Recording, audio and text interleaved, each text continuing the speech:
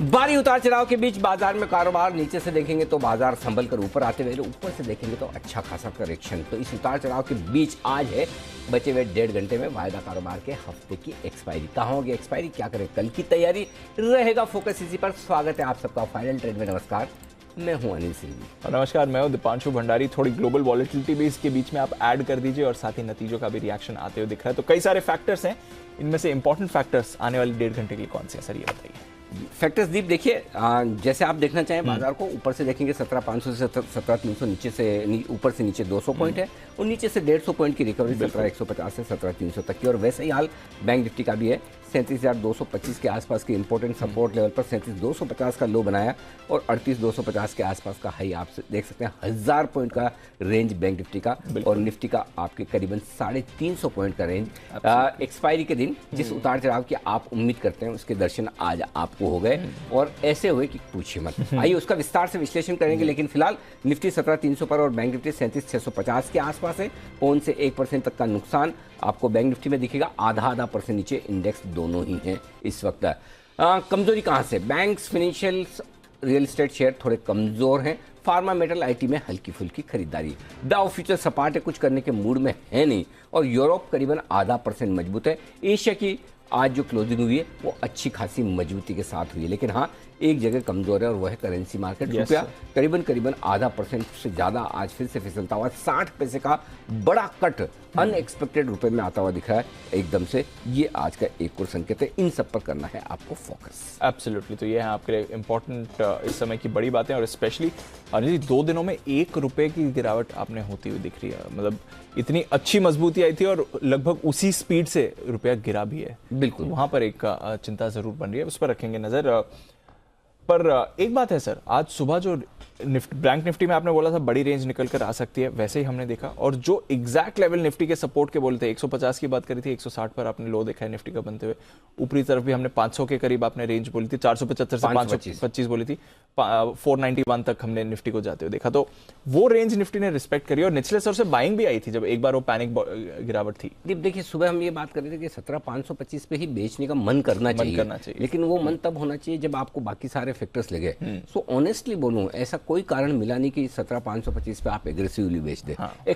Accept एक ही कारण था कि रुपया थोड़ा कमजोर हुआ, लेकिन रुपए की कमजोरी के दम पर आप ऐसे बेच नहीं सकते। न आपका डाउ फ्यूचर कमजोर हुआ, न एशियाई बाजारों में कहीं कोई और कमजोरी थे, न कोई ऐसा अपीडेंटली कोई खबर आई हो कि चीन ने 2-5 बम गिरा दिए हों। करेक्ट। सो आज जो गिरावट हुई है अचानक से तेज जो स्क्रीन पर, वो उम्मीद के विपरीत थी, मतलब बिना नोटिस के। इसका एक ही कारण हो सकता है और वो ये कि जिस तरह से ग्लोबल मार्केट्स मजबूत हुए, हम भी लगातार एक तरफा तेजी में थे और एक जो और कॉन्फिडेंस शायद ये आ गया कि चीन और ताइवान का आज सुबह से हमने जिक्र ही नहीं किया कि वहां कुछ हो भी रहा है और लोगों ने सोचा कि अब वो तो मैटर पीछे चला गया और कॉन्फिडेंट होकर शायद थोड़ी खरीदारी हुई हो, उसको लेकर थोड़ी प्रॉफिट। आज के सेशन में जो कुछ हुआ ये प्योर प्रॉफिट बुकिंग है और कुछ भी नहीं। अगर इवेंट्स के दम पर गिरना होता, और यही बाजार की खूबसूरती और खासियत है, ऐसा लग रहा था कि बाजार में अगर कोई भी ट्रिगर बनेगा तो इवेंट से बनेगा, खबर से बनेगा, क्योंकि टेक्निकली और डेटा के लिहाज से बाजार बहुत स्ट्रांग है। लेकिन आज बिना किसी खबर के बाजार आज नीचे आया है और ये बड़ी इंटरेस्टिंग चीज। लेकिन इस इंटरेस्टिंग चीज में एक जो सबसे इंपॉर्टेंट चीज दीप है वो ध्यान में रखने वाली बात है जी, और वो बहुत इंपॉर्टेंट है। 17,150, 17,225 लगातार हम 3 दिनों से कह रहे हैं कि बहुत स्ट्रॉन्ग सपोर्ट जोन है। 17,215 के नीचे ही नहीं जा रहा था। कल 225 का लो था, परसों 215 का था, ठीक है, नीचे जाता ही नहीं है। आज उसने सारे वो पूरे करेक्शन पूरा करके 17,156 के आसपास का, अगर मैं सही हूं तो 17,161 का लो बनाया है। सो आपको जो एक 17,500 से 17,150 तक का एक फर्स्ट क्लास करेक्शन चाहिए था स्क्रीन पे, वो करेक्शन मिल गया। उसमें जितने कमजोर ट्रेडर्स, और वो एक्सपायरी के दिन से बेहतर हो नहीं सकता। तो मेरे ख्याल से जो करेक्शन हुआ है एक हेल्दी करेक्शन था, जिसमें कमजोर ट्रेडर्स की पोजीशन कम हुई होगी और वापस से बाजार सेटल होने की कोशिश करें। और डाउ फ्यूचर्स आपको कहीं अभी भी ऐसे संकेत नहीं दे रहे जिससे कि आप ये सोचेंगे मैदान छोड़ के भाग जाओ। नए एफआईएस की कोई बिकवाली के इतने बड़े आंकड़े अभी तक आए, सो इसको एक हेल्दी करेक्शन के तौर पर देखिए। बैंक निफ्टी का जहां तक सवाल है, करेक्शन मेरा ये सोचना था कि 37,375 से 37,500 की रेंज में रुक जाएगा। लास्ट हमारा स्टॉप जो सपोर्ट लेवल है 37,225 निकलता है, राइट, जिसके हम जिक्र लगातार कर रहे हैं। और कई इसीलिए हम पिछले 3-4 दिनों से, अभी 2 दिन छोड़ दें, 37,200 का ही स्टॉप लॉस रख रहे थे। आज का लो 37,250 का बना है। तो बैंक निफ्टी ने भी एकदम परफेक्ट लेवल तक आकर अपना करेक्शन पूरा किया है। सो आई थिंक अनलेस अनटिल आज रात को अमेरिका बहुत गिर जाए, हमें देखकर कई बार हम कहते हैं कि हमें देखकर आजकल चलते हैं, तो हमें देखकर अगर आज अमेरिका कमजोर हो जाए, ये तो आपको मुझे पता नहीं, या फिर कोई खराब खबर आ जाए, अदरवाइज एक बढ़िया करेक्शन की जो जरूरत थी वो होगी। और मुझे लगता है अगले 1.5 घंटे में, दीप ये एक मैं बहुत बोल्ड और स्ट्रॉन्ग स्टेटमेंट जो देना चाहता हूँ, अगले 1.5 घंटे में आज के लोज हम नहीं तोड़ेंगे। जो लो बन गया वो बन गया, आज के लो नहीं तोड़ेंगे, ऐसा मुझे, यानी आप 17,150 के नीचे नहीं जाएंगे, 37,200 के नीचे नहीं जाएंगे, ये आप कॉन्फिडेंस रख सकते हैं। चलो नीचे नहीं जाएंगे, ऊपर का क्या, ठीक है, ऊपर में भी बहुत सिंपल है, 17,350 17,400 आपके लिए हल्की फुल्की रुकावट की रेंज है, यहां पर आकर आप अटकेंगे। एक बार 17,400 को पार किया तो फिर 500 तक की यात्रा करने की कोशिश करेंगे, 17,475 17,500, अगर आपने 17,400 पार किया तो। नहीं तो अब आपके लिए अपसाइड 17,350 17,400, सपोर्ट 17,150 17,225। लिख लीजिए। बैंक निफ्टी 37,225 37,375, आपका सपोर्ट है 150 पॉइंट का, 37,225 375, ये आपका 150 पॉइंट का सपोर्ट लेवल है, स्पोर्ट लेवल बता रहा हूं। ऊपर, ऊपर बोल तो गया, हाँ, ऊपर का लेवल 37,900 38,050, ये ऊपर का लेवल है। ओके, हल्की सी रुकावट बीच में 37,750 के आसपास के, 37,700 750 की है, जिसके आसपास आप ट्रेड कर रहे हैं। एक बार 37,750 पार किया तो 37,900 से 38,050 वहां पर आपको प्रॉफिट बुक करना है। तो जैसी रुकावट आपकी 17,400 के आसपास निफ्टी की है, वैसी 37,750 की बैंक निफ्टी की है। जैसे 475 500 के ऊपर निफ्टी की लेवल है, वैसी आपकी 38,050 38,200 की बैंक निफ्टी के ऊपर की। सिंपल ये जानना है। समझ गया सर। तो इसलिए मुझे नहीं लगता कि कोई बहुत चिंता करने की जरूरत है। अभी तक ग्लोबल तस्वीर ठीक है, तो हम अगर कमजोर हुए तो अपनी, और कई लोगों को लग सकता है कि यार ये क्या हुआ अचानक से ऐसा, यही मार्केट है। मार्केट में डिसिप्लिन, अगर समझो आपका स्टॉप लॉस 17,400 था, तो आपको क्या टेंशन है, 150 पे तो आप फिर से ले सकते हैं। लेकिन अगर आपने 17,400 पे नहीं स्टॉप रखा तो टेंशन है। इसलिए दिन के दौरान इस तरह के माहौल में कभी भी किसी खबर या बिना खबर के मार्केट वोलेटाइल हो सकता है। इसी को डिसिप्लिन और रिस्क मैनेजमेंट कहते हैं, जो कहकर नहीं आता। हमें ये लगे कि हमें पता होगा कि हमें किस दिन स्टॉप लॉस लगाना है और उसी दिन लगाएंगे, काश ऐसा सही हो पाता है। मार्केट भी ऐसा सोचता है। तो मार्केट अपनी कलेक्टिव विजडम में अपने हिसाब से चलता है। हमें अपने रिस्क और अपने रिटर्न्स को ध्यान में रखते हुए अपने डिसिप्लिन के साथ ट्रेड करना है। सिंपल। सो बढ़िया है, कोई दिक्कत नहीं। अगर आप ऊपर में खाली हैं तो नीचे में आपको लेने का बढ़िया मौका मिल रहा है, और अगर आप शॉर्ट भी हैं तो भी आपको बहुत बढ़िया मौका 17,150 के आसपास मार्केट दे रहा है। तो दोनों तरफ आपके लिए लेने की रेंज में निफ्टी और बैंक निफ्टी आ रहा है। दिन के लिए तो है, ओवरनाइट रिस्क रखनी नहीं रखनी, 2:30 बजे और 3:20 पर हम विस्तार से डेटा देखकर डिस्कस करेंगे। विक्स वैसे 8% ऊपर है सर, बंद नहीं है। वहाँ पे हम पिछले कुछ दिनों से ऐसे आज सुबह दीप हम ये बात भी कर रहे थे कि अमेरिका में कहते हैं ना कि वो मार्केट की तेजी में बहुत सारी चीजें छुप जाती हैं। ये ऐसे बाहर निकल के आती है कि आपका बॉन्ड यील्ड्स में जो इन्वर्स कोरिलेशन हो रहा है, या फिर आपके डॉलर इंडेक्स में बढ़ोतरी हो रही है। आप देखो रुपया गिर गया, कमेंट्री को स्ट्रांगली जाके पूछेंगे। देखो, लेकिन फिर यही बात है, मैं फिर कहूँगा, जब खराब होता है तो हमें भी 4 कारण खराब के ज़्यादा याद आते हैं। जब अच्छा होता है तो 4 कारण हम भी भूल जाते हैं, अच्छे वाले की बात करते हैं। लेकिन फिर भी हमारी कोशिश ये रहती है कि जब अच्छी बात करें तो खराब के लिए भी सावधान आपको रखें। मुझे याद है कल सुबह 7 बजे का फोनर, किसको याद है आप में से? किसी को याद है सुबह 7 बजे? नहीं, तो 7 बजे नेहा ने मुझे पूछा था, जब 400 पॉइंट डाउन ऊपर था, कल सुबह की बात कर रहा हूँ। बोला कि बहुत बढ़िया तेजी है, सब कुछ ठीक ठीक है, एक भी कुछ भी खराब नहीं लगा। तो मैंने 8 पॉइंट गिना दिए थे तुरंत ही फोन। मैंने कहा आपका मूड तो खराब हो गया, लेकिन मैं बता दूं ये 8 चीजें अच्छी नहीं है। लेकिन क्या होता है, कई बार बाजार जब ऊपर होता है ना तो हम अच्छी चीजों को भूल जाते हैं, और जब खराब होता है तो हम अच्छी चीजों को भूल जाते हैं, अच्छा होता है तो खराब चीजों को भूल जाते हैं। ये हमारी प्रॉब्लम है, ये मार्केट की प्रॉब्लम नहीं है। मार्केट तो अपने हिसाब से चले। चलिए, तो ठीक है, थोड़ा सावधान रहिए, बट लेवल्स इंपॉर्टेंट है। और जैसा अनिल ने कहा कि आज के जो डेज लो बन गए अब वो दोबारा रिस्क में नहीं है, बट उतार चढ़ाव बाजार में आपको देख सकते हैं। थोड़ा फिर से ऊपर से हम देख रहे हैं बाजार हल्का नीचे आए हैं। आई खबरें आपको बता दें आज की इंपॉर्टेंट, कुछ नतीजे भी आ चुके हैं और साथ ही इंपॉर्टेंट ट्रिगर्स भी बाजार के लिए। अरमान और कुशल दोनों हैं तैयार। कुशल, गुड आफ्टरनून, बताएं कौन से इंपॉर्टेंट इवेंट्स? गुड आफ्टरनून दीप। इवेंट्स के लिहाज से आज earnings heavy day any which ways है, और ब्रिटानिया इंडस्ट्रीज अभी भी अपने नंबर्स जारी करने बाकी हैं इनके। साथ ही एफ&ओ स्पेस से काफ़ी सारी कंपनियां अभी तक सिर्फ गेल के आए हैं, और अन्य जो कंपनियां हैं उस पर फोकस रखना है आपको, जिसमें Balkrishna industries, Balrampur Chini, Berger paints, BHEL, Concor, Dabur, Dalmia Bharat जैसे स्टॉक शामिल हैं। इनफैक्ट भारत इलेक्ट्रॉनिक्स पर नजर रखिए, बोनस शेयर जारी करने पर आज इसकी बोर्ड बैठक होने वाली है। साथ ही हिंदुस्तान कंस्ट्रक्शन, यहाँ पर नतीजों के साथ साथ QIP के जरिए फंड जुटाने पर भी कंपनी बोर्ड बैठक करती हुई दिखेगी। ग्लोबल इवेंट के लिहाज से बैंक ऑफ इंग्लैंड पर फोकस रखिए, ब्याज दरों पर फैसला आज शाम को आता हुआ नजर आएगा। कल शुक्रवार महिंद्रा एंड महिंद्रा और टाइटन अपने नंबर्स डिक्लेयर करेंगे निफ्टी से। साथ ही एफिनो स्पेस की Alkem lab, Petronet LNG, Aditya Birla fashion retail और NMDC के भी नतीजे जारी होते हुए दिखेंगे। RBI की क्रेडिट पॉलिसी पर तो हमारी बड़ी कवरेज रहेगी सुबह से, तो वहां पर आपको नजर रखनी है। और साथ ही मिंडा इंडस्ट्रीज, इसका नाम बदलकर ऊनो मिंडा लिमिटेड कर दिया जाएगा। इनफैक्ट रमा फॉस्फेट से इसकी भी लिस्टिंग होने वाली है NSE पर, ऑलरेडी कंपनी BSE पर लिस्टेड है। डॉक्टर लाल पैथ इंटरिम डिविडेंड दिया था, तो एक्स डिविडेंड ट्रेड होता हुआ नजर आएगा। और US के जुलाई महीने के जो जॉब्स आंकड़े हैं वो कल के दिन में ग्लोबल इवेंट के लिहाज से अहम होंगे। और अंत में शनिवार, जहां पर निफ्टी से PSU बैंकों में दिग्गज SBI अपने नंबर्स डिक्लेयर करेंगी, साथ ही BPCL के भी नंबर्स आएंगे। और एफिनो स्पेस से अमर राजा बैटरीज, मैरिको और HPCL समेत महानगर गैस लिमिटेड के नंबर्स पर भी आपको फोकस रखना है। भरपूर इवेंट्स हैं और नतीजों के लिहाज से तो अब आप आखिरी लेग में जा रहे हैं नतीजों के, तो काफ़ी सारे नतीजे आने भी वाले हैं। चलिए कुछ नतीजे जो ऑलरेडी आज आ चुके हैं इनके बारे में जानते हैं, खबरें भी क्या कह रही हैं। गुड आफ्टरनून अरमान, बताइए। जी, काफ़ी नतीजे आ चुके हैं, जिसमें दिग्गज में गेल के नतीजे आए हैं। गेल के नतीजे अगर स्टैंड अलोन मुनाफा अगर आप बात करेंगे तो वो लगभग 9% बढ़कर आता हुआ दिखा है। वहीं आय में भी आपको लगभग 40% का उछाल देखा गया है। और मार्जिन हालांकि घटकर आए, 13.8% से घटकर 11.6% पर आते हुए दिखे हैं। पॉली मेडिक्योर, आय में लगभग 17% का उछाल देखा गया है। वहीं मार्जिन में कटौती देखी गई है, 26% से घटकर वो लगभग 19% पर आते हुए दिखे हैं। सेरा सैनिटरी वेयर अगर देखेंगे तो आय लगभग 71% बढ़कर आती हुई दिखी है। वही मुनाफे में भी बढ़िया तेजी दिखी गई है, 13 करोड़ से बढ़कर लगभग 39 करोड़ पर आते हुए दिखे हैं। हालांकि जो मार्जिन्स हैं, मार्जिन्स में आपको बढ़ोतरी देखी गई है, 9.1% से बढ़कर 15.8% पर आते हुए दिखे हैं। हॉकिंस कुकर की अगर आप बात करेंगे तो वहाँ पर भी मुनाफे में बढ़िया बढ़ोतरी देखी गई है, लगभग 35% की।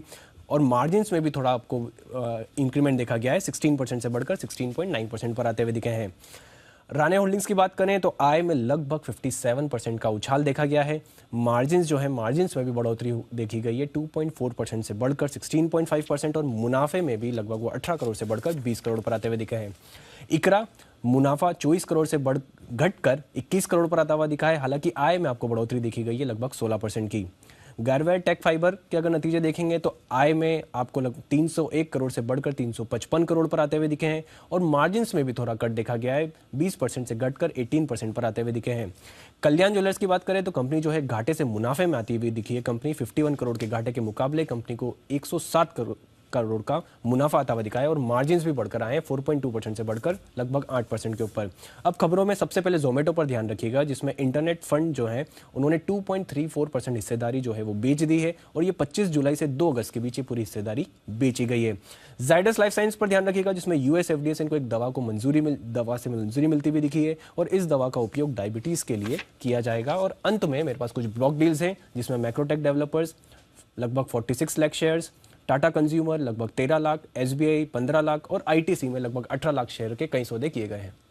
ओके, तो ये हैं ढेर सारे स्टॉक्स जहां पर आज खबरों के दम पर दिखेगा एक्शन। आइए हमारे एक्सपर्ट से हमारे साथ तैयार, स्वागत कर लेते हैं, देख लेते हैं कौन कौन हमारे साथ जुड़ चुके हैं। राकेश जी और कुणाल जी हमारे साथ जुड़ चुके हैं, वागले साहब और सुमित जी भी हमारे साथ तैयार हैं। और श्रीकांत चौहान साहब थोड़ी देर में आ जाएंगे। जैन साहब भी हमारे साथ तैयार है। हिमांशु गुप्ता जी भी जुड़ चुके हैं हमारे साथ। आप सबका बहुत बहुत स्वागत है। जैन साहब, आमतौर पर जब बाजार कमज़ोर होता है या उतार चढ़ाव होता है तो जैन साहब को डर लगता है। आज जरा चेक कर लेते हैं जैन साहब का ब्लड प्रेशर लेवल, हाँ, या किस लेवल तक है। जैन साहब, डर है या खुशी है कि नीचे आया तो लेने का मौका मिल रहा है, या मतलब छोड़ो ना, कुछ नहीं करना है? डरना तो चाहिए नहीं। अच्छा, ऐसा देखिए, बहुत अच्छा है मिड कैप। हाँ, डरने का रीजन ये है कि जियोपॉलिटिकल टेंशंस का कुछ पता नहीं चलता है। आज वापस से करेंसी टूटी है, हालांकि क्रूड नीचे है, बट अच्छा खासा मूवमेंट भी आ चुका है नीचे के लेवल से। तो थोड़ी बहुत ये प्रॉफिट बुकिंग है जो आप शुरू में कह रहे थे कमेंट्री में, ये क्लियर कट प्रॉफिट बुकिंग का नतीजा है। बट यस, फिर भी मैं यही कहूंगा कि आइडियाज बहुत है, क्वार्टरली रिजल्ट्स अच्छे आ रहे हैं, काफी सारे रिजल्ट्स बहुत अच्छे हैं। तो हमें बहुत रिजल्ट्स को देखते हुए, स्टॉक स्पेसिफिक रहते हुए, जहां पे ऊपर के लेवल से बहुत अच्छी टूटत आई है, उन स्टॉक्स में एंट्री लेना है। और वैसे ही टाइप के स्टॉक्स में रोज जब भी जैन साहब के जेम्स में आजकल लाने की कोशिश कर रहा हूँ, वही टाइप के स्टॉक्स ला रहा हूँ। फंडामेंटली अच्छे, वैल्यूएशंस बढ़िया और ग्रोथ नंबर्स भी हो। तो बस बाकी तो देखिए मिड कैप स्मॉल कैप मुझे लगता है कि इस महीने में परफॉर्म करेंगे।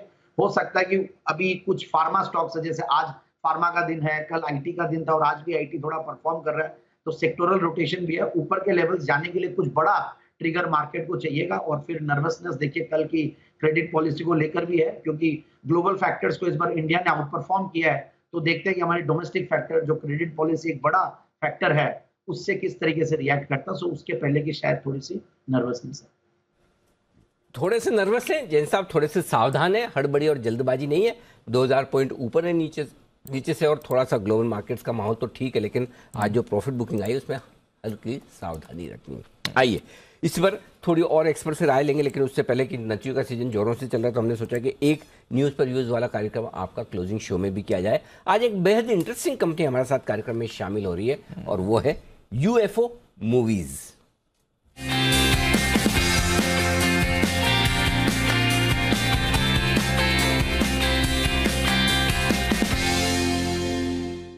देश में सैटेलाइट टेक्नोलॉजी के साथ सिनेमा डिजिटाइजेशन शुरुआत करने वाली पहली कंपनी है UFO मूवीज़ और इन सिनेमा एडवर्टाइजिंग, यानी कि जब आप पिक्चर देखने जाते हैं, थिएटर में होते हैं, सिनेमा हॉल में, तो वो जो ऐड आते हैं ना, वो ऐड शुरू करने वाली ये पहली कंपनी है। 3,500 से ज़्यादा स्क्रीन के जरिए करीबन 180 करोड़ दर्शकों तक पहुँचती है। ये मत सोचे कि 130 करोड़ की हमारी आबादी तो 180 करोड़, बहुत सारे बंसल जी जैसे लोग हैं जो सारी फिल्में देखते हैं, ज़्यादा देखते हैं, हर वीकेंड देखते हैं। 1178 शहरों में प्राइम चैनल में करीबन 2085 स्क्रीन से कंपनी की, और पॉपुलर चैनल्स में 1400 से ज़्यादा स्क्रीन है, और ये मूवीज़ एग्जीबिशन बिजनेस में भी एक लीडिंग प्लेयर है। आइए मुलाकात करते हैं कंपनी के एग्जीक्यूटिव डायरेक्टर और ग्रुप CEO राजेश मिश्रा साहब हमारे साथ कार्यक्रम में शामिल हो रहे हैं, जो कि क्वालिफाइड चार्टर्ड अकाउंटेंट है। मीडिया, फिल्म्स, टीवी और प्रिंट सेक्टर में 30 सालों से ज़्यादा का गहरा लंबा अनुभव भी है। जी नेटवर्क, बेनेट कोलमैन और कई ऐसी बड़ी मीडिया कंपनियों में बड़ी जिम्मेदारियां राजेश मिश्रा साहब संभाल चुके हैं। सर स्वागत है आपका, धन्यवाद जी बिजनेस के लिए समय देने के लिए। आपके प्रोफाइल में मैं पढ़ रहा था आप 30 साल से ज़्यादा का अनुभव है, तो CA आप कौन से बैच में सर? 90, 91, 92? 1988 में हुआ था सर। ओह क्या बात है सर, वाह। तो 1988 मेरे से सीनियर है। हाँ, मैंने तो 89 में ज्वाइन किया था। हाँ, आप मेरे से सर मतलब 4 साल सीनियर हो गए आप मेरे से। तो सर सबसे पहले रिजल्ट रख दूँ हमारे दर्शकों के सामने, उसके बाद आपसे मैं सवाल पूछता हूँ। रेवेन्यू 90 करोड़ का आया है, 64 करोड़ बढ़कर आपका, ये मैं तिमाही दर तिमाही बता रहा हूँ। और जो कामकाजी मुनाफा है, पिछले क्वार्टर में लॉस था 13 करोड़ का, लेकिन इस बार लगभग 9 करोड़ से ज़्यादा का प्रॉफिट आया। नेट लेवल पर अभी भी थोड़ा सा लॉस है, 2.5 करोड़ के आसपास का। ये नतीजे इस वक्त, तो परफॉर्मेंस थोड़ी बेहतर होती हुई दिख रही है सर। मिश्रा साहब बताएं क्या खास वजह रही है इस तिमाही में थोड़ी परफॉर्मेंस बेहतर होने के पीछे? तो इसका सबसे अहम रीजन ये रहा है कि मार्च तक मुंबई के जो महाराष्ट्र के जो सिनेमास थे वो 50% कैपेसिटी पे चल रहे थे, तो बड़ी हिंदी फिल्में कोई उसके अंदर रिलीज ही नहीं हो रही थी। तो लार्जली जितना भी बिजनेस आ रहा था, साउथ की फिल्मों को हम नॉर्थ में रिलीज करके वो हम बिजनेस जनरेट कर रहे थे उसके अंदर। बट जैसे ही 100% कैपेसिटी अलाउड हुआ, मार्च एंड में ही जैसे RRR करके बड़ी साउथ इंडियन फिल्म आ गई और काफी अच्छा बॉक्स ऑफिस सक्सेस रहा उसका। फिर उसके बाद और भी पिक्चरें आई, KGF 2 करके आई पिक्चर, भूल भुलैया पिक्चर आई। तो इस तरीके से जो फिल्मों का जो चलना शुरू हुआ इस क्वार्टर से ही शुरू हुआ। तो जो पिछला क्वार्टर था Q4 FY22, उसके अंदर हमने जो लॉस देखा था, हम उस लॉस को पूरा रिवर्स करके अब इस क्वार्टर के अंदर 9.8 करोड़ हमारा पॉजिटिव एबिटा आ रहा है। मतलब लगभग 20 करोड़ का एबिटा मूवमेंट हुआ है हमारे लिए। तो ये क्वार्टर का फर्स्ट क्वार्टर ऐसा है जहां पे कोई भी लॉकडाउन नहीं रहा, कोई रिस्ट्रिक्शन नहीं रही, कोई भी हिंड्रेंस सीट कैपेसिटी के अंदर लिमिटेशन नहीं रहा। इसीलिए ये हमको चेंज यहाँ पे दिख रहा है और ये एक अपवर्ड ट्रेंड है जो आगे चलता रहेगा इसके अंदर। करेक्ट, ठीक बात है। अच्छा सर, तो एक चीज क्लियर है कि अब अगर किसी तरह की कोई समस्या पैंडेमिक जैसी जो आई है, भगवान न करे आएगी, अब आनी भी नहीं चाहिए, तो अब बिजनेस बैक ऑन ट्रैक है और अब जितनी फिल्में ज्यादा हिट होगी उतना बिजनेस आपका बढ़ेगा, राइट? जी सर, और मेरा ही नहीं, exhibition industry, digital cinema industry सबका बढ़ता है। फ्लो ऑफ कंटेंट एक चीज है, और दूसरा कुछ हिट फिल्में भी होना जरूरी है। साउथ के अंदर हम काफी अच्छा ट्रैक्शन देखते हैं सर, कि काफी फिल्में हिट हो रही हैं आज की तारीख में।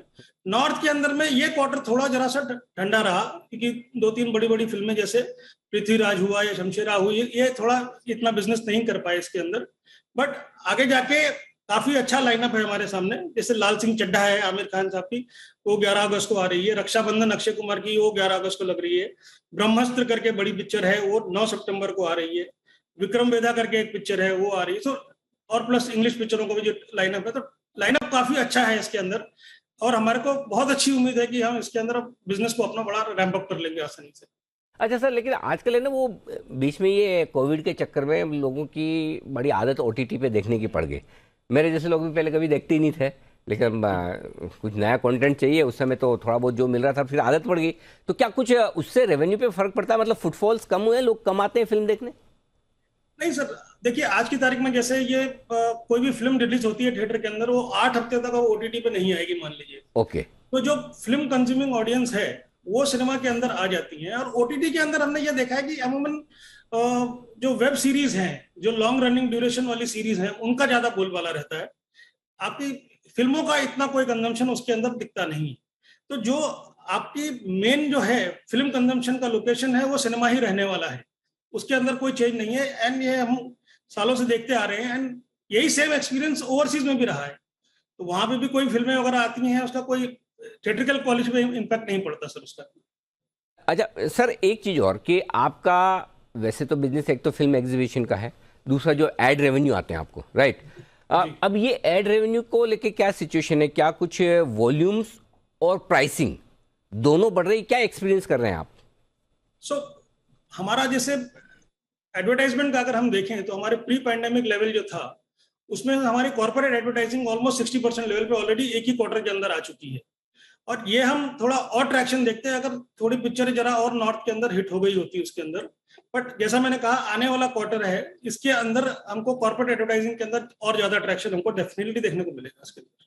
तो आप ये कह रहे हैं कि ये साउथ की जो इतनी सुपरहिट फिल्में आ रही है, KGF, RRR, ये मतलब मुंबई तक तो हिट हो रही है, मुंबई के ऊपर दिल्ली और नॉर्थ में अभी तक हाँ उधर उतना ट्रैक्शन नहीं आया, right? Correct. North market, Hindi speaking markets के अंदर हिंदी फिल्मों का ही ज्यादा उसके अंदर। तो एक दो बढ़िया अच्छी वाली हिट चाहिए ताकि वहां पर भी एक्शन आए। पूरे साल भर के लिए आउटलुक बताएं sir.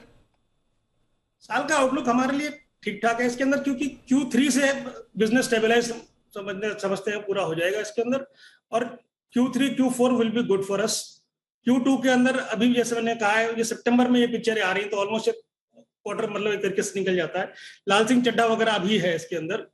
But overall for Q3 Q4 the business will stabilise and come up to near pre pandemic levels. That is our, ये हमारा अनुमान है इसके अंदर। परफेक्ट, बहुत ही बढ़िया सर, बहुत बहुत धन्यवाद हमें समय देने के लिए। और बेहतरीन परफॉर्मेंस आपकी कंपनी की तरफ से इस क्वार्टर में आई है, जो सुधार दिखाए जबरदस्त है। उम्मीद करें पूरा साल भर इसी तरह की परफॉर्मेंस रहे। हमारी शुभकामनाएं और धन्यवाद sir. Thank you sir. Thank you. Rajesh Mishra साहब बताते हुए UFO मूवीज के काफी कुछ परफॉर्मेंस साउथ की मूवीज से आई है, आ रही है सर, परफॉर्मेंस तो आ रही है। अब थोड़ी हिंदी फिल्में भी चल पड़े हैं, क्योंकि हिंदी फिल्में थोड़ी बैक सीट पर है, लोग देख नहीं रहे। आजकल साउथ मुझे भी याद नहीं आता पिछली फिल्म मैंने कौन सी थिएटर में देखी है।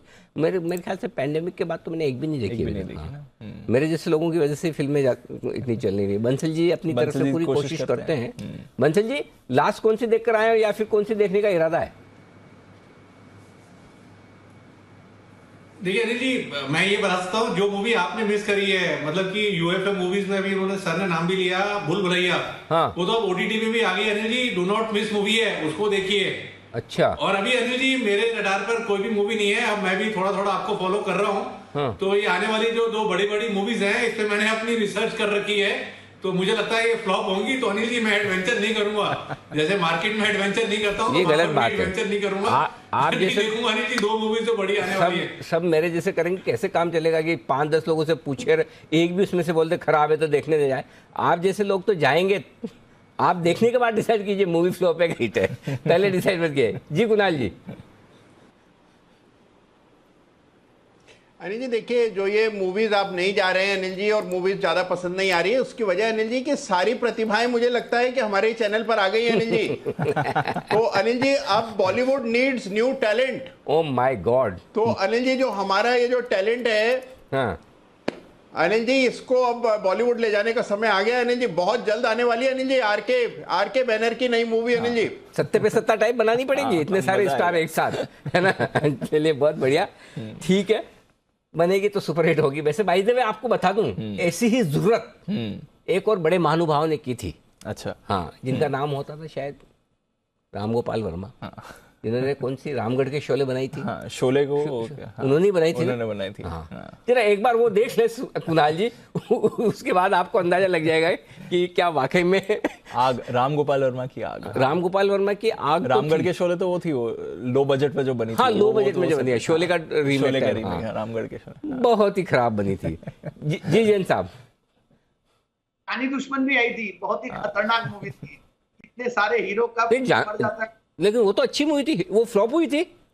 नहीं, बाद वाली, वो भी अगस्त। अच्छा, बाद में भी आई थी। अच्छा, 2004 की बात है, सन 2004। ओरिजिनल तो बहुत बढ़िया थी मूवी। हाँ, उसमें तो गाने वाने ये बहुत डेंजरस निकली थी। जी हाथ खड़ा कर रहे थे कुछ, आई थिंक बिगुल के लिए। हिमांशु जी बिगुल या कुछ कहना चाहते? अनिल जी बिगुल। हाँ, हिमांशु जी ने ये सब सुमित जी से सीखा है, ट्रैक पर। सुमित जी को पता, देखो जैसे अगर सपोज मैंने कोई सवाल पूछा, उस सवाल का जवाब जैन साहब दे रहे हैं, ठीक है, तो स्क्रीन पे कौन है? मैं और जैन साहब, या ज्यादा जैन साहब अकेले। अब पीछे से हाथ हिलाते रहो, ये करते रहो, कुछ भी करते हो, किसी को पता तो चल नहीं रहा। बिल्कुल। अब जब है ना सब बात कर रहे हैं, सब लोग एक साथ है, उस समय ऐसा खुद तब मालूम है अब मेरा ही नंबर पहले आएगा। तो अब पता है, अब तो कैसे इग्नोर करेंगे? अब तो लेना पड़ेगा। हिमांशु जी, ये तरीका जो सुमित जी का आपने सही उसकी कॉपी मारी है, बिल्कुल आपके लिए हिट में Himanshu.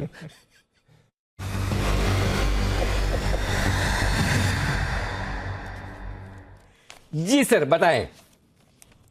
Good afternoon to you Anil ji, good afternoon Deep, good afternoon everyone. Anil ji, मैंने बिगुल की गुजारिश जरूर करी, लेकिन मैंने हैंड रेज नहीं किया, ऐसा कुछ पता नहीं क्या कंफ्यूजन हो। फिलहाल अनिल जी, खरीदारी करनी है फार्मा स्टॉक में। स्टॉक का नाम है इप्का लैब। इप्का लैब को लैबोरेटरीज में कंटिन्यूएशन पैटर्न, एक इन्वर्टेड हेड एंड शोल्डर का ब्रेकआउट विजिबल है, और आज के सेशन में हमने देखा कि फार्मा सेक्टर फिर भी एक स्टैंड आउट करता हुआ नजर आ रहा है। मुझे लगता है कि डाउनवर्ड स्लोपिंग में जिस तरह से एक ट्रेंड लाइन का ब्रेकआउट है, साथ ही साथ इन्वर्टेड हेड एंड शोल्डर का ब्रेकआउट है इप्का लैब में, यहाँ पर एक अच्छा रनअप देखने को मिल सकता है। तो 1013 1014 के करंट लेवल्स हैं, 1003 रुपए का स्टॉप लॉस लगाना है। 1032 और 1045 के दो टारगेट्स इप्का लैबोरेटरीज में आते हुए नजर आ सकते हैं। इप्का लैब यहाँ पर खरीदारी करने की राय। और हिमांशु जी, आपने बिल्कुल सही कहा, आपने इस तरह की कोई गुस्ताखी नहीं की थी। बिल्कुल हमें सब पता होता है, लेकिन क्या करें, अगर हमें सुमित जी को कोई मैसेज देना तो कैसे दे, और कोई इससे बेहतर तरीका आपके पास है तो बताएं, हमने आपके नाम पे दे दिया। कोई आपत्ति आपको हिमांशु जी? समझ तो गए आप, बिल्कुल परफेक्ट। आइए बिल्कुल वागले साहब के लिए वागले का wonder.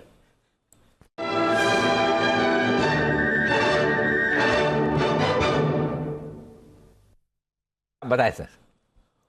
Good afternoon Anil ji, good afternoon Deepanshu. Anil ji, पहले तो मुझे ये कॉल देने के लिए आपकी परमिशन चाहिए जी, क्योंकि आपकी टेरिटरी में मैं इंक्लूड करने जा रहा हूँ। ओके, तो आपने, मैं तो जैसे बिगुल बजाया, मतलब इम्प्लाइड है, परमिशन अलग से मांगने की जरूरत नहीं। स्वागत है आपका, बताएं सर। तो आपका व्यू और मेरा व्यू शायद मैच नहीं हो रहा है, लेकिन मुझे बैंक निफ्टी बेचना है 37,560-600 के आसपास में भी एक 50 से 70 पॉइंट बाउंस होगा, उसमें बेचना है। 37,600 620 ये सही लेवल होगा, हल्का सा यहाँ पर भी बेच सकते हैं। एक 200 पॉइंट की रिस्क लेनी है, 37,830 का स्टॉप लॉस होगा।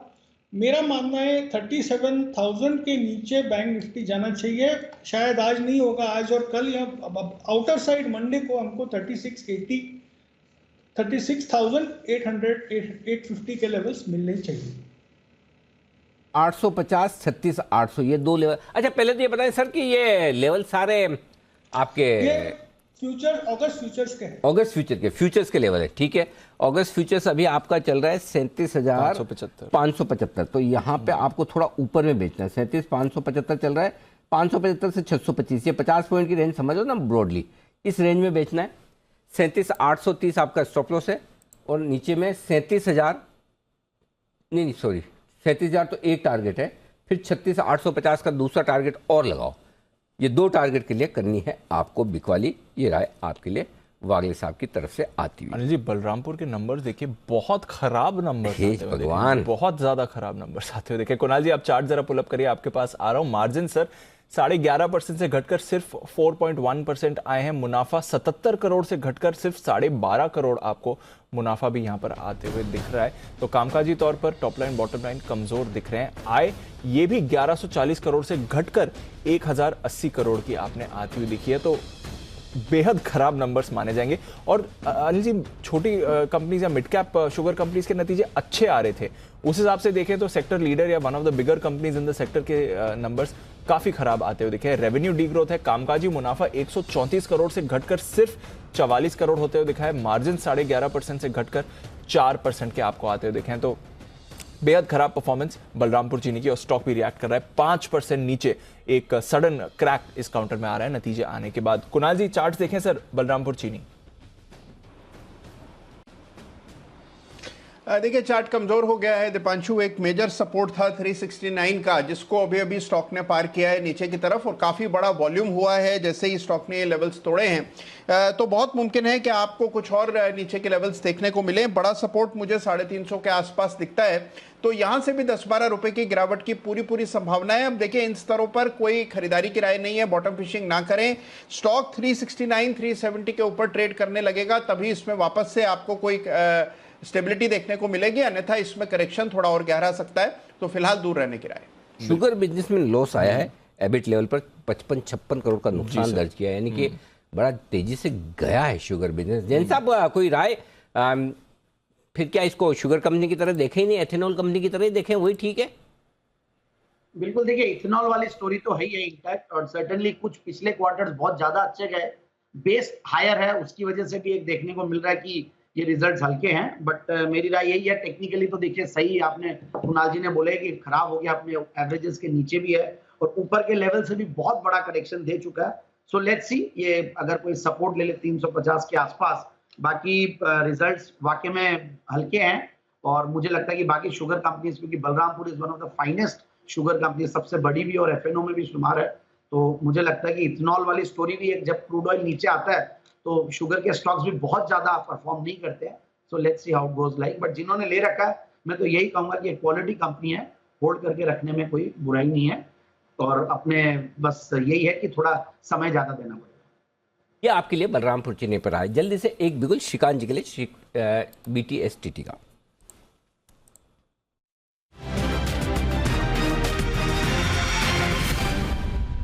बताइए श्रीकांत जी। Good afternoon Anil ji, good afternoon Deepanshu. देखिए, वैसे फार्मा स्टॉक्स में हमने काफी अच्छी तेजी देखी है, और अभी देखा मैंने कि काफी सारे बाय कॉल्स भी उसी पर्टिकुलर सेक्टर से आ रहे हैं। हमें लगता है कि वहां पे डिवीज लेबोरेटरी पे कुछ लॉन्ग पोजीशंस बनाई जा सकती है, क्योंकि ये stock after very long time अपने इंपॉर्टेंट लेवल को क्रॉस करते हुए नजर आया है। हमें लगता है कि ये स्टॉक कम से कम 4000 के लेवल्स को छू सकता है, तो करंट लेवल से खरीदे। स्टॉप लॉस यहाँ पे रखिए 3870 का, यानी 30-35 पॉइंट का स्टॉप लॉस मैक्सिमम रहेगा, बट टारगेट्स रहेंगे 4000 4020 के। और साथ ही साथ अनिल जी, मुझे लगता है कि लॉरस लैब ये भी एक स्टॉक ऐसा है कि जो उसी पर्टिकुलर सेगमेंट का स्टॉक है, और यहाँ पे भी अगर आप देखें तो एक बड़े चार्ट पे इसमें एक बड़ा सा डबल बॉटम बन रहा है, तो यानी कि ये इंडिकेट ये कर रहा है कि शायद ये स्टॉक 700 रुपए के लेवल्स को वापस छू सकता है। इट विल टेक टाइम, यानी कि थोड़ा लंबा वक्त लग जाएगा, लेकिन करंट लेवल से भी अगर लॉन्ग रखेंगे पोजीशन, तो हमें लगता है कि ये इवेंचुअली अच्छे रिटर्न्स देगा, तो इसे भी लॉन्ग करके चल सकते हैं। यहाँ पे थोड़ा स्टॉप लॉस बड़ा रखना पड़ेगा, 500 का स्टॉप लॉस रखे, यानी कि 40 पॉइंट का स्टॉप लॉस रखे, लेकिन टारगेट्स जो रखने हैं वो तकरीबन 700 रुपए के रखें। पोजिशनल बेसिस पर लॉरस पसंद आ रहा है, 700 के टारगेट के लिए आप खरीदारी कर सकते हैं, और ट्रेडिंग के लिहाज से देखें तो डिवीज लैब पर खरीदारी करें 4000 4020 के टारगेट्स के लिए। ये है 2 फार्मा स्पेस से ही कॉल्स आ रही हैं श्रीकांत चौहान साहब की तरफ से। आइए सेठी साहब से जुड़े हैं, उससे पहले एक बिगुल सुमित जी के लिए, सुमित का सुपरहिट।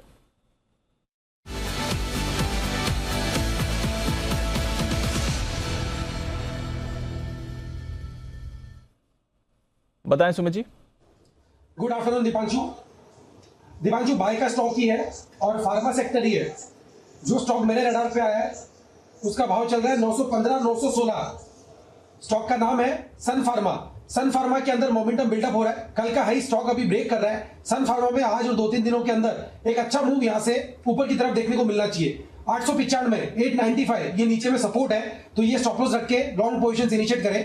सन फार्मा में यहां से जो ऊपर के लेवल देखने को मिल सकते हैं, मेरे को ऐसा लग रहा है कि स्टॉक में एक अच्छा मूव देखने को मिलना चाहिए और 935 रुपए से लेके 940 रुपए तक के मूव शॉर्ट टर्म में ट्रेडिंग के लिहाज से सन फार्मा में देखने को मिल सकते हैं। तो ऑप्शन के जरिए भी यहाँ पे ट्रेड लिया जा सकता है। सन फार्मा में 920 वाला कॉल यहाँ पे सीएमपी पे खरीदारी करे, जो कि 21 रुपए के पास ट्रेड कर रहा है। 13 रुपए का इसके अंदर नीचे में स्टॉप लॉस लगाए। ऊपर में 31 रुपए से लेकर 35 रुपए तक के टारगेट सन फार्मा के 920 के कॉल के अंदर देखने को मिल सकते हैं और स्पॉट लेवल्स में 935 से 940 तक के लेवल देखने को मिल सकते हैं। खरीदारी करे सन फार्मा। ओके, तो सन फार्मा यहां पर आपको करनी है खरीदारी। इस बीच BHEL इस पर रखिए नजर, क्योंकि यहां पर आपके आंकड़े आते दिख रहे हैं और अच्छे आंकड़े दिख रहे हैं। अनिल जी, घाटा ही है, घाटे से घाटे में रही है कंपनी, बट क्योंकि BHEL के नंबर्स में हमेशा बड़ी वेरिएशन होती है। जो एवरेज अनुमान था वो 500 करोड़ के घाटे का था, उसके सामने सर 188 करोड़ का घाटा आया। तो हमने अनुमान लगाया था कि पिछले बार 445 करोड़ के घाटे बढ़कर 500 करोड़ का आ सकता है, बट ये घाटा घटकर आया है 188 करोड़ का। ये आपके लिए आंकड़ा आते हुए दिखा है, तो अच्छा आंकड़ा है। जहां तक बॉटम लाइन का सवाल है BHEL के लिए अनुमान से तो काफी बेहतर ये आंकड़ा आपने आते हुए दिखा है। 188 करोड़ का आय की बात करें तो यहां पर भी 4672 करोड़ की आय आई है। अनुमान से काफी बेहतर आय आई है अनिल जी, क्योंकि हमने अनुमान 3430 करोड़ की आय का लगाया था, तो उसके सामने जो आय का आंकड़ा आया है वो भी बेहद शानदार आपको आते हुए दिखा है। पिछले साल 2900 करोड़ की आय थी, तो डेफिनेटली रेवेन्यू लेड ग्रोथ यहां पर आपको BHEL में आती हुई दिख रही है। हालांकि ओवरऑल अभी भी कामकाजी घाटे का ही अनुमान लगाया गया है, देखते हैं किस तरह का कामकाजी परफॉर्मेंस रही है। But on first cut revenue बहुत बढ़िया रहा है सर, और बॉटम लाइन पर भी बेटर परफॉर्मेंस ही मानी जाएगी BHEL की तरफ से, और स्टॉक भी थोड़ा थोड़ा इस समय रिएक्ट कर रहा है इस नंबर के आने पर। तो BHEL एक बार कुणाल जी से चार्ट पर राय भी लें। कुणाल जी, BHEL थोड़ा नतीजों के बाद रिएक्ट भी कर रहा है और नंबर्स आना बाकी हैं, but on the face of it अनुमान से बेहतर लग रहे हैं नंबर सर। देखिए दीपांशु, इंट्राडे चार्ट्स पर एक डबल बॉटम पैटर्न भी निर्माणाधीन है और इसमें 5350 5375 के लेवल्स निकल जाएं तो ये पैटर्न कंप्लीट हो जाएगा और फिर आपको 5550 55 के लेवल्स दोबारा देखने को मिलेंगे, तो इसको रडार पर रखना चाहिए। 5350 के ऊपर अगर ये कुछ समय टिक जाता है तो बाय करें, 55 का टारगेट होगा। मुझे डाउन साइड रिस्ट्रिक्टेड लगती है और 5250 के नीचे जाने पर ही स्टॉक कमजोर हो जाएगा, तो 52 हाफ के नीचे जाए तब कोई परेशानी, अन्यथा मुझे लगता है एक बार वापस स्टॉक में उछाल बनेगा। तो यहाँ पर नजर रखिएगा, भेल के नंबर्स आपके लिए आते हुए दिख रहे हैं। कामकाजी घाटा ही रहा है, कामकाजी घाटा है 170 करोड़ का, बट अगेन अनुमान से बेहतर। तो साल दर साल ठीक है, लेकिन तिमाही दर तिमाही थोड़े से खराब है, और तिमाही दर तिमाही इसलिए भी थोड़े खराब है। एक तो प्रॉफिट से लॉस में, क्वार्टर ऑन क्वार्टर प्रॉफिट से लॉस में आया है। दूसरा, जहाँ तक मुझे याद है पिछले क्वार्टर में ये कह रहे थे कि ये प्रॉफिट में आएगा इंजीनियरिंग बिजनेस। हाँ, इंजीनियरिंग बिजनेस इस बार भी प्रॉफिट में आया नहीं है, ऐसा लग रहा है। हाँ, तो क्योंकि जनरली भेल की परफॉर्मेंस को आप इंजीनियरिंग बिजनेस पे देखेंगे, तो आई थिंक इंजीनियरिंग बिजनेस अभी भी प्रेशर है। और क्वार्टर ऑन क्वार्टर, हालांकि हम आमतौर per year on year he number देखते हैं, लेकिन चूंकि पिछले क्वार्टर की जो इनकी कमेंट्री थी उस हिसाब से मुझे लगता है कि थोड़ा एक बार समझना चाहिए, देखना चाहिए कि ये नंबर्स कैसे हैं, क्योंकि on the face of it उतने दमदार मुझे दिख नहीं रहे कमेंट्री के हिसाब से। थोड़ा सा ऐसा लग रहा है कि शायद उतने अच्छे ना भी हो। आय 61% बढ़ी है, बट साल दर साल बढ़िया है एटलीस्ट आय तो ना। हाँ, साल दर साल में थोड़ा बेस इफेक्ट होगा, क्योंकि पिछले क्वार्टर में तो एग्जीक्यूशन पे बड़ा असर मुझे याद है लास्ट टाइम यहाँ ने भेल का मैनेजमेंट कर रहा था कि टर्न अराउंड हो गया हमारा इंजीनियरिंग। एक्चुअली आई थिंक पिछले क्वार्टर, अगर आप पिछले क्वार्टर के वाई और वाई नंबर्स देखेंगे वो भी अच्छे थे, और वो फिर सामान्य क्वार्टर से, क्योंकि उससे पहले फिर लॉकडाउन की परेशानी नहीं थी, सेकंड वेव तब नहीं आई हुई थी, उससे पहले के थे, तो वो नंबर्स अच्छे आए थे। बट ये अब वापस इस बार अगर आप देखें तो परेशानी तो ये वापस से जो लॉस आया, थोड़ा सा एक बार इसको सावधानी रखिए। क्या लेवल्स बताएं कुणाल जी, एक बार फिर से बताएं किस लेवल के नीचे खराब होगा, या अगर किसी की लॉन्ग पोजीशन है तो स्टॉप लॉस क्या रखना चाहिए? अनिल देखिए, एक स्टॉप लॉस रखें 5225 पर। 5250 वैसे स्तर है, लेकिन 5225 का स्टॉप लॉस रख ले। 5225 के नीचे जाएगा तब इसमें अनिल जी संभावना बनेगी 51 तक नीचे जाने की। यहाँ पर एक बेस बन रहा है, एक पैटर्न भी बनता हुआ दिख रहा है जिसको डबल बॉटम कहते हैं। पैटर्न कंप्लीट होगा 5350 के ऊपर, तो 53 हाफ के ऊपर मजबूत और 5225 के नीचे कमजोर है। 52-25 के नीचे होगा कमजोर, और जब तक 52-25 के ऊपर है तब तक ठीक है, उस लेवल पर आप रखें नजर। फिलहाल 52-75 के आसपास फ्यूचर्स के लेवल है। 17,300 पर निफ्टी। वक्त है सेठी साहब से मुलाकात करने का, और उसके बजट 2:30 बजे की स्ट्रेटजी भी है तैयार।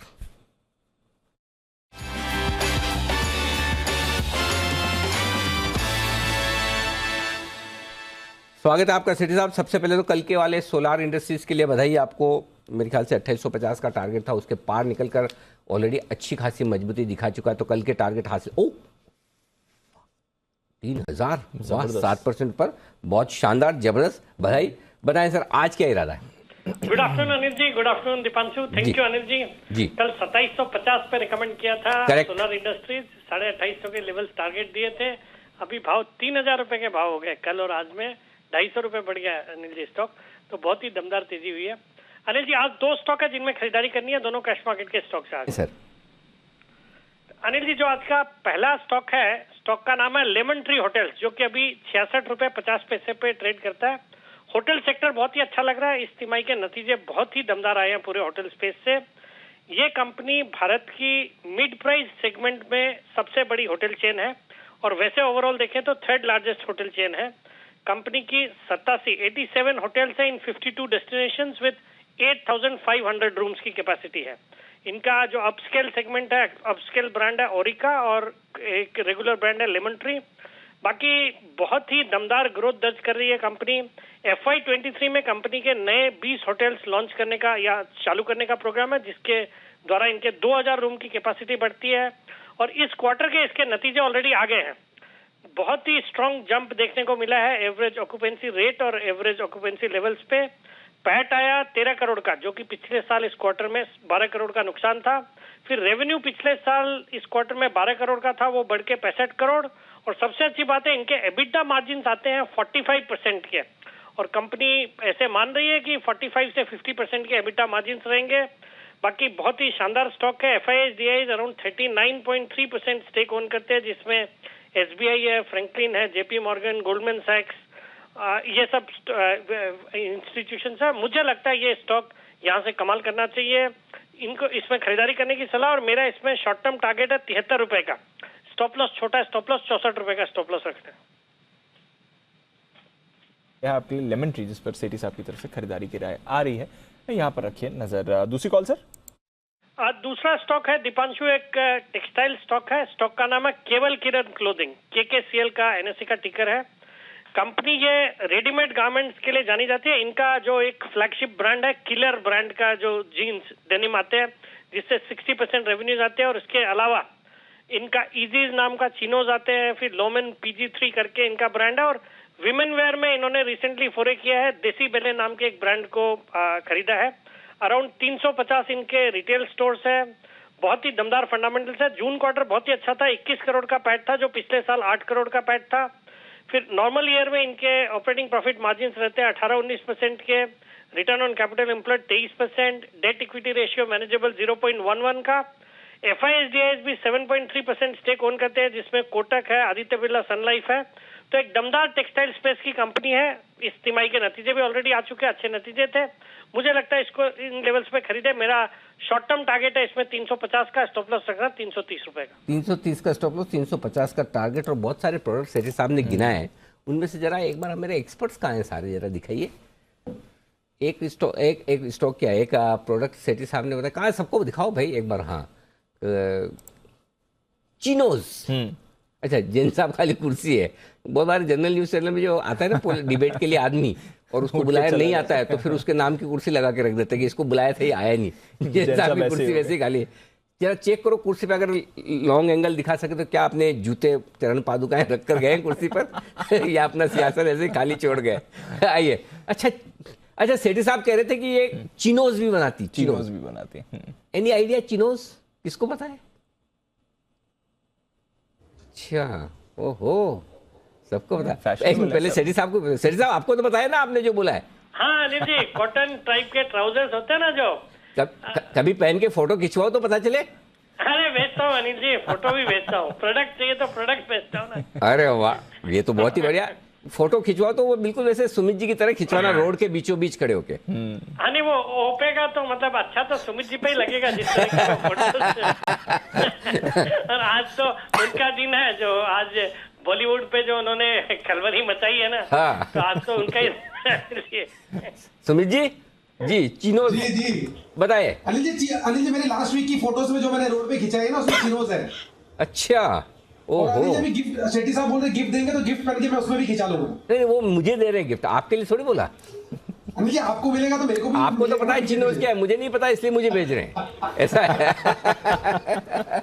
चलिए, बहुत बहुत धन्यवाद सेठी साहब। लेमन ट्री और केवल किरण क्लोथिंग, ये दो स्टॉक माफ कीजिएगा यहाँ पर आपकी तरफ से रहा है। आइए, अब 2:30 बजे की स्टडी थोड़ी लेट तो हो गई, लेकिन कर लेते हैं। एक बार डाबर भी मार्क कर लो सर, डाबर के नंबर्स। हाँ बिल्कुल कर लीजिए। 440 करोड़ का मुनाफा है, एकदम बैंग ऑन हिसाब से हमने अनुमान लगाया था 445 करोड़ का, तो एकदम इनलाइन मुनाफा आया है। आय 2612 करोड़ से बढ़कर 2822 करोड़ की आई है, हमने 2800 करोड़ का अनुमान लगाया, तो exactly bang on in line with estimates आपके नंबर्स आते हुए दिख रहे हैं।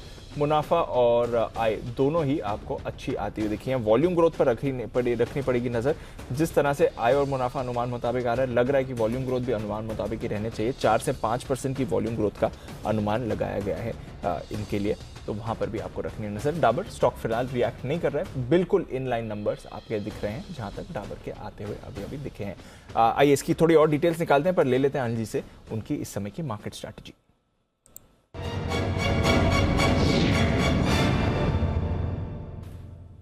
एकदम फ्लैट है सर डाउ फ्यूचर्स, आज ज्यादा उतार चढ़ाव नहीं दिख रहा है। नैस्डैक फ्यूचर्स एकदम फ्लैट है, कोई मूवमेंट ना तो डाउ फ्यूचर्स ना ही नैस्डैक फ्यूचर्स में हो रहा है।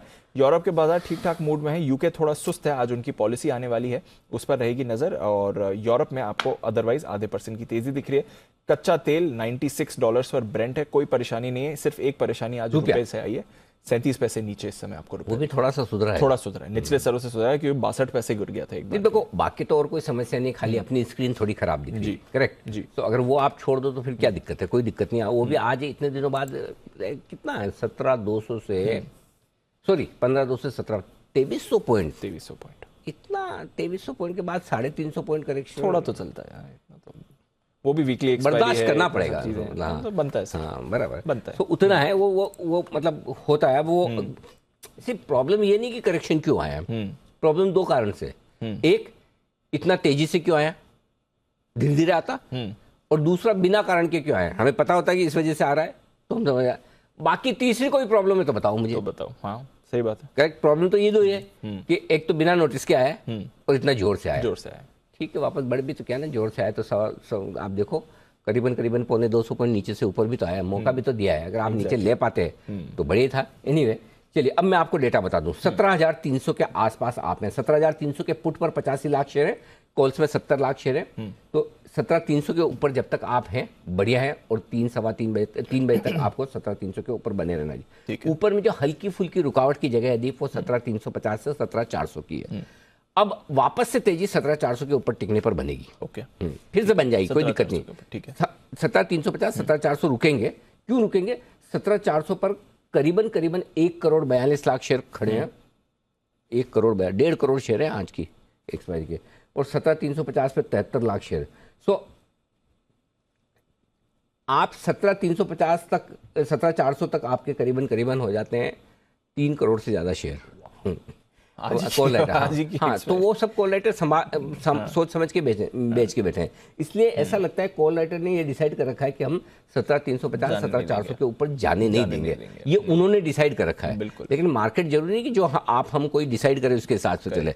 सो अगर 3 बजे तक 17,400 को पार करके टिक गया तो ये अच्छी शॉर्ट कवरिंग दिखा के वापस 17,475 कर देगा अगर टिक गया तो। हाँ, और नहीं तो 350-400 के रेंज में आपको हल्की फुल्की बुकिंग करके फिर से इंतजार करना है। नीचे कहां तक आ सकते हैं?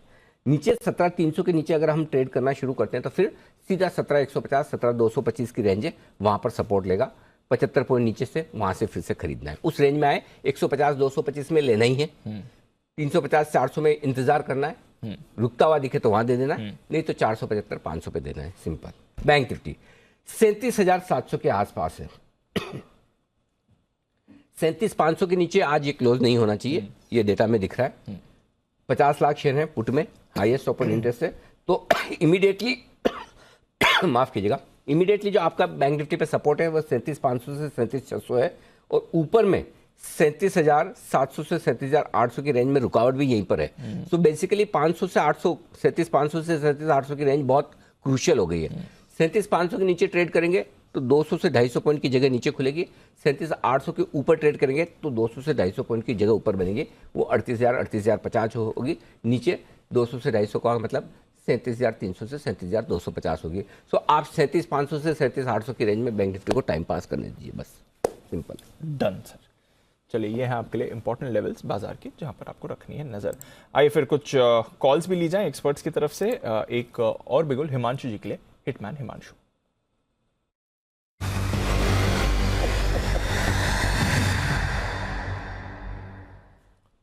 बताएं सर। दीपांशु, एक और फार्मा स्टॉक है जो रडार पर आया है और इस अब की बार एक ऑप्शन स्ट्रैटेजी देनी है मुझे इसमें, और स्टॉक है सिप्ला, जिसमें 1050 के स्ट्राइक की कॉल ऑप्शन खरीदारी करनी है जो कि 23 रुपए के आसपास अभी ट्रेड करती है। तो यहाँ पर हमको 21 से 23 रुपए तक के बीच में एक्यूमुलेशन करके चलने की सलाह रहेगी। यहाँ पर स्टॉप लॉस मेंटेन करेंगे हम 15 रुपए के नीचे का, और ये स्टॉक को, और मुझे लगता है कि यहाँ पर 1-2 दिन का अगर वक्त दिया जाए तो इस पर्टिकुलर कॉल ऑप्शन में 29 और 35 रुपए के 2 टारगेट्स आते हुए नजर आ सकते हैं। सिप्ला की 1050 के स्ट्राइक की कॉल ऑप्शन खरीदनी है 29 और 35 रुपए के टारगेट्स के लिए 15 रुपए के स्टॉप लॉस के साथ। देखिए, सिप्ला में काफी दिनों की कंसोलिडेशन देखने को मिली थी और यहाँ पर यह स्टॉक उन चुनिंदा फार्मा स्टॉक्स में से है जो अपने ऑल टाइम हाइज के आसपास काफी समय से कंसोलिडेशन दिखा रहा था। आज के सेशन में जैसे ही फार्मा सेक्टर में एक स्ट्रेंथ नजर आई है, इस स्टॉक ने भी अपना एक क्रूशियल सप्लाई जोन जो कि 1020 और 1040 के जोन में था उसको निकाला है। मेरा ऐसा मानना है कि सिप्ला 1060 तक के टारगेट्स कल तक और उसके बाद बहुत ही शॉर्ट टर्म में 1100 रुपए तक का मूव दिखाने के लिए तैयार है, और अगर ऐसा होता है तो इस कॉल ऑप्शन में अच्छा खासा गेन होते हुए नजर आ सकता है। तो सिप्ला में 1050 के स्ट्राइक की कॉल ऑप्शन में खरीदारी करके चलने की सलाह है। तो ये है आपके लिए सिप्ला, 1050 की कॉल खरीद कर चले। सारे फार्मा शेयर्स में एक ब्रेकआउट आ रहा है, पर एक स्टॉक जिसमें आया है ब्रेक डाउन वो है एनटीपीसी।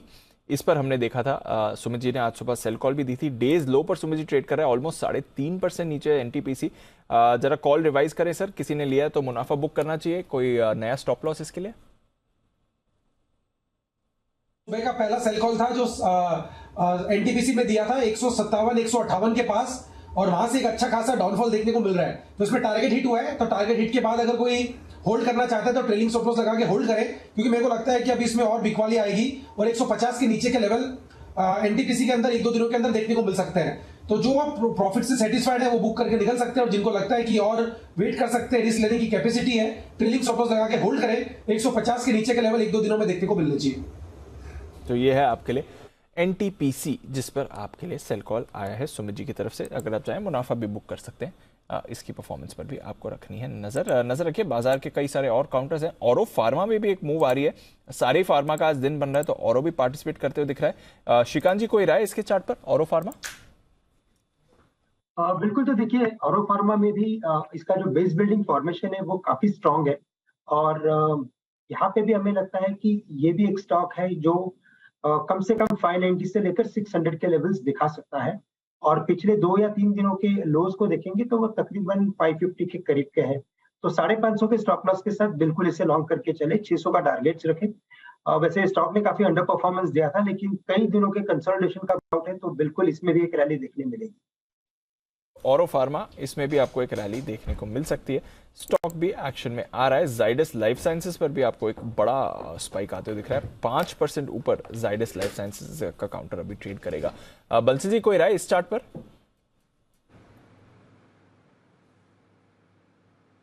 दीपांशु, जाइडस के अंदर बिल्कुल आपने राइटली मेंशन करा, इसके अंदर एक पॉजिटिव क्रॉसओवर देखने को मिल रहा है जाइडस लाइफ साइंसेज के अंदर। तो बिल्कुल दीपांशु यहाँ पे खरीदारी की जा सकती है 357 355 के स्टॉप लॉस के साथ। 71 72 तक जा रहा है। और दीपांशु, अगर हम देखें तो एंटायर फार्मा पैक में एक अपमूव देखने को मिल रहा है, और इसमें अगर कुछ नया करना हो तो मुझे लगता है जो प्रिफर्ड चॉइस है that should be Laureus lab followed by anything else. तो टॉप पिक फार्मा के अंदर लॉरेस है, जाइडस को भी बाय कर सकते हैं। और इस पर भी रखी नजर। अभी श्रीकांत जी 700 रुपए के टारगेट दे भी रहे थे इस पर, और टॉरेंट तो ये है आपके लिए रिजल्ट्स, और रिजल्ट्स का पूरा एक्शन इस वक्त आता हुआ दिख रहा है। रिकवरी अच्छी आती दिख रही है, 17,350 के आसपास अब आपको दिखेगा निफ्टी, और सेंसेक्स 148 पॉइंट नीचे है अब, तो काफ़ी अच्छी खासी रिकवरी आती दिख रही है। और ऐसे में वक्त है बसीन साहब से मुलाकात करने का। बिगुल तो बजाएंगे बसीन के हसीन शेर।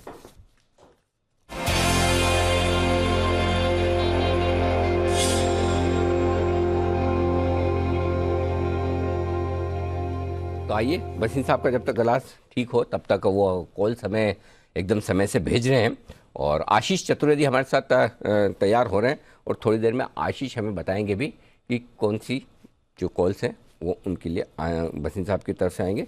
हम थोड़ी सी देर में आपको लेकर चलेंगे और आपको बताएंगे भी। लेकिन इस बीच बेहतरीन रिकवरी बाजार में आती दिख रही निचले स्तरों से, जो रिकवरी आई दीप काबिल तारीफ है। डाउ फ्यूचर्स भी देखिए पूरे सपाट हो गए, वहाँ पे भी रिकवरी आई, 1 पॉइंट नीचे रहा है, नीचे रहा है, थोड़ा वहां पर भी एक्शन बरत रहा है, और काफी सारे डिफेंसिव्स का बाजार में आज अच्छा योगदान रह रहा है। तो फार्मा की तो बात चली रही है अनिल जी, बट साथ ही आप नजर रखिए आईटी भी आज बाजार को अच्छा सहारा दे रहा है। तो उन दोनों फैक्टर्स की वजह से आप देख रहे हैं मूवमेंट आ रहा है, और कुछ मिड कैप आईटी काउंटर्स भी हैं जो अच्छे एक्शन में। चलिए, तो ये है आपके लिए कुछ अच्छे कॉल्स। आशीष बताइए क्या है अपडेट्स और कुछ फ्रेश कॉल्स वसीम साहब की तरफ से? सर फ्रेश कॉल आती हुई नजर आ रही है। सबसे पहला स्टॉक मैं बताऊं तो एनटीपीसी है, यहाँ पर आपको फोकस रखना है। फ्यूचर्स में है, जो लेवल है आपको बता देता हूँ, करीब 150 51 के आसपास आप खरीदारी करके चल सकते हैं। स्टॉप लॉस बहुत ही टाइट लगाना है, 147 रुपये 80 पैसे का, और यहाँ पर अगर तेजी आती है तो बड़े टारगेट्स हैं 156 रुपये तक। एनटीपीसी अगस्त फ्यूचर्स में टारगेट्स 156 रुपये, इसके लिए आपको खरीदारी करनी है। और जो दूसरा स्टॉक है वो है बंधन बैंक, यहाँ पर भी आपको खरीदारी करनी है। मौजूदा स्तर के आसपास ये 278 के आसपास चल रहा है स्टॉक, फिलहाल यहाँ पर ही आप बाय करके चल सकते हैं। और इसमें स्टॉप लॉस लगाना है 272 रुपये का, और बड़ी तेजी आएगी 288 288 रुपीज़ के लक्ष्य के लिए। बंधन बैंक यहाँ पर भी अगस्त फ्यूचर में करनी है खरीदारी। यानी बसीन साहब की तरफ से दो स्टॉक आ रहे हैं, पहला है एनटीपीसी, यहाँ पर खरीदारी करनी है 156 के लक्ष्य के लिए, और दूसरा स्टॉक है बंधन बैंक, यहाँ पर भी बड़े टारगेट्स हैं 288 रुपये का खरीदारी करनी है। ओके, तो ये है राय आपके लिए दो बेहतरीन स्टॉक। सुबह आईडीएफसी और बॉश आया था वसीम साहब की तरफ से, एनटीपीसी और बंधन बैंक अब आपके लिए वसीम साहब की तरफ से ये है आपके लिए बेहतरीन पिक्स। आइए बढ़ते आगे, और कुछ और स्टॉक्स और कुछ और एक्शन आपके लिए बाजार में आने को तैयार हैं। मोदी जी की तरफ से भी आज जो सुबह नेशनल फर्टिलाइजर उन्होंने रिकमेंड किया था वो स्टॉक कमाल करता हुआ दिखा है, 9% भागा है तेजी से। आज उनकी पिक भी थी शॉर्ट टर्म, और KEI इंडस्ट्री भी उन्होंने SPL में पिछली बार दिया था, वो स्टॉक भी ज़बरदस्त बढ़ता हुआ 10% से ज़्यादा, वहाँ पर भी मजबूती आ चुकी है। तो कई सारे आज कैश मार्केट के स्टॉक्स में बड़ा एक्शन होता हुआ दिख रहा है दीप, ये एकदम साफ नज़र आ रहा है। ओके, स्टॉक जो बढ़िया मजबूती के साथ अब ऊपर आने की कोशिश कर रहे हैं, उन पर फोकस कर लिया जाए। और क्योंकि बाजार भी एकदम से अच्छी तेजी के साथ ऊपर आता हुआ नजर आया है, और बहुत ही गजब का एक्शन आज यहाँ पर होता हुआ दिख रहा है। जी, फर्टिलाइजर स्टॉक्स पर देखिए सर, कुछ ज़्यादा हो रहा है एक्शन आए। RCF राष्ट्रीय केमिकल्स एंड फर्टिलाइजर देखिए एक सडन स्पाइक आपको आते दिख रहा है अक्रॉस फर्टिलाइजर स्पेस। इनफैक्ट अगर आप देखेंगे सारे काउंटर्स इस समय चार्ट पर रजिस्टर कर रहे हैं, कुछ तो इस स्पेस पे फिर से आपको आते हुए दिख रहा है। National Fertilizer 12% RCF, NFL, FACT, Deepak Fertilizer, Mangalore Chemical, Zuari Agro, Madras Fertilizer, GNFC, SPIC, Coromandel में भी थोड़ा नीचे से मूवमेंट आए। कुछ ना कुछ तो चल रहा है सर फर्टिलाइजर स्पेस पे, लग तो रहा है। चलिए इस पर रखते नजर। इनफैक्ट हिमांशु जी भी इस थीम को पकड़ रहे हैं, उनकी तरफ से एक कॉल भी आ रहा है। हिटमैन हिमांशु,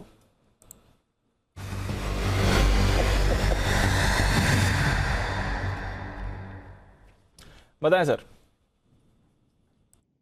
हिमांशु, बिल्कुल, देखिए इस पूरे ही पैक में काफी हरकत देखने को मिली है। बाजार में थोड़ी सी आज वॉलेटिलिटी देखने को मिली, लेकिन जैसे ही बाजार ने रिकवरी दिखाई, इस सेक्टर के स्टॉक्स में अच्छी रनअप देखने को मिला। इनफैक्ट दीपक नाइट्राइट में जिस तरह की रिकवरी देखने को मिली, उसके बाद हमने देखा कि कैश सेगमेंट के स्टॉक्स में भी एक हरकत आती हुई नजर आई है।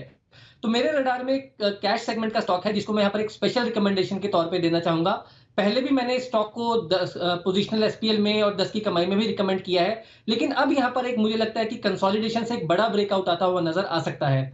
और स्टॉक का नाम है मैंगलोर केमिकल एंड फर्टिलाइजर्स। देखिए दीपांशु, यहाँ पर एक साइडवेज कंसोलिडेशन काफी दिनों से बनता हुआ नजर आया है, एक बहुत ही स्ट्रॉन्ग पॉजिटिव डाइवर्जेंस बना हुआ है। और आज जिस तरह के वॉल्यूम एक्टिविटी, यहाँ पर ह्यूज वॉल्यूम एक्टिविटी के साथ जिस तरह से प्राइस अपने ऑल टाइम हाई के आसपास पहुंच चुका है, मुझे लगता है यहाँ पर बहुत अट्रैक्टिव रिवॉर्ड टू रिस्क बनता है और फ्रेश ब्रेकआउट स्टॉक में आता हुआ नजर आ सकता है। तो मैंगलोर केमिकल एंड फर्टिलाइजर में खरीदारी करके चलने की सलाह रहेगी। पहला टारगेट रहेगा 134 रुपए का, दूसरा टारगेट रहेगा 145 रुपए का और तीसरा टारगेट रहेगा 150 रुपए का। 134, 145 और 150 रुपए के 3 टारगेट्स के लिए मैंगलोर केमिकल्स में खरीदारी करके चलने की सलाह है। यहां पर एक स्टॉप लॉस 119 रुपए के नीचे का क्लोजिंग बेसिस पर स्टॉप लॉस लगाकर चलने की सलाह रहेगी। तो मैंगलोर केमिकल है वो स्टॉक जहां पर खरीदारी करने की राय आपके लिए हिमांशु जी की तरफ से आती हुई दिख रही। ये माफ कीजिएगा, ये स्टॉक भी कमाल करने की तैयारी में है आपके लिए। फर्टिलाइजर स्टॉक्स में जबरदस्त एक्शन आपके लिए बनता हुआ दिख रहा है। आइए इन्हीं में कुछ और स्टॉक्स हैं जिन पर फोकस कर लिया जाए। फैक्ट 8% ऊपर है अब, और आरसीएफ जैन साहब का फेवरेट है। आरसीएफ जैन साहब 94 रुपए पर आरसीएफ, बताएं सर अपनी राय। बिल्कुल बिल्कुल, मुझे लग गया था अनिल जी कि आप आएंगे जरूर आरसीएफ पे, और जब बात होती है, और सालों से आरसीएफ के बारे में बोलते आ रहे हैं और हर लेवल्स पे दिलवाया है, और ये स्टॉक 3 फिगर में जाता है तो वहां पे प्रॉफिट बुकिंग जरूर आती है, बट स्टोरीज बहुत है, बहुत दम है और बढ़िया बैलेंस शीट है। और ये सारे फर्टिलाइजर स्टॉक्स पिछले 2-3 दिनों से धीरे धीरे अच्छा मूव कर रहे हैं। बेस्ट पार्ट ये है कि ये लोग करेक्टेड भी है, स्टॉक्स अपने सपोर्ट्स पे भी खड़े हैं और रिजल्ट्स भी बढ़िया आ रहे हैं। और जीएसएफसी ने तो अगुवाई की थी, गजब क्या परफॉर्मेंस था, जीएनएफसी ये सब कर रहे हैं परफॉर्म। तो मेरे हिसाब से आरसीएफ सबसे बढ़िया लगता है मुझे, जीएसएफसी बढ़िया लगता है, जीएनएफसी और कोरामंडल तो चलिए एफएनओ में है, वो तो बढ़िया है ही है। बाकी और भी बहुत सारे जो मैं स्टॉक्स जनरली एग्री इनपुट्स वाले रेकमेंड करता हूँ, उन सब में दमखम बहुत लगता है। भारत रसायन बहुत बढ़िया लगता है, और भी अब नाम कुछ कुछ रिकलेक्ट की लिस्ट बहुत लंबी है, बट ओवरऑल मुझे लगता है कि होल्ड करके रखना चाहिए आरसीएफ को इन लेवल्स पे। बहुत ज्यादा डाउनसाइड यहाँ से भी मुझे लगती नहीं है। 85-90 का लेवल है जो कि बहुत बढ़िया एक्यूमुलेशन जोन है। ये स्टॉक यहाँ पे सपोर्ट लेता है बार बार और ऊपर जाएगा। और जिस तरीके का अभी माहौल बना हुआ है, और मुझे लगता है जो एग्री के ऊपर सरकार का भी जो फोकस और एग्री जीडीपी अच्छे नंबर्स देती है, तो ये सारे स्टॉक्स अच्छा करेंगे। एंड वैल्यूएशंस के लिहाज से तो बहुत ही सस्ते लगता है। लिहाज से बहुत ही सस्ता है, आज मूवमेंट में भी आ रहा है। और इस स्पेस में हमने देखा रिसेंट जो नतीजे आए केमिकल स्पेस से, एग्रो केमिकल स्पेस से, शानदार रहे हैं और सारे फर्टिलाइजर स्टॉक्स अब मोमेंटम में आ रहे हैं। आइए सुमित जी के लिए एक बिगुल, सुमित के super hit.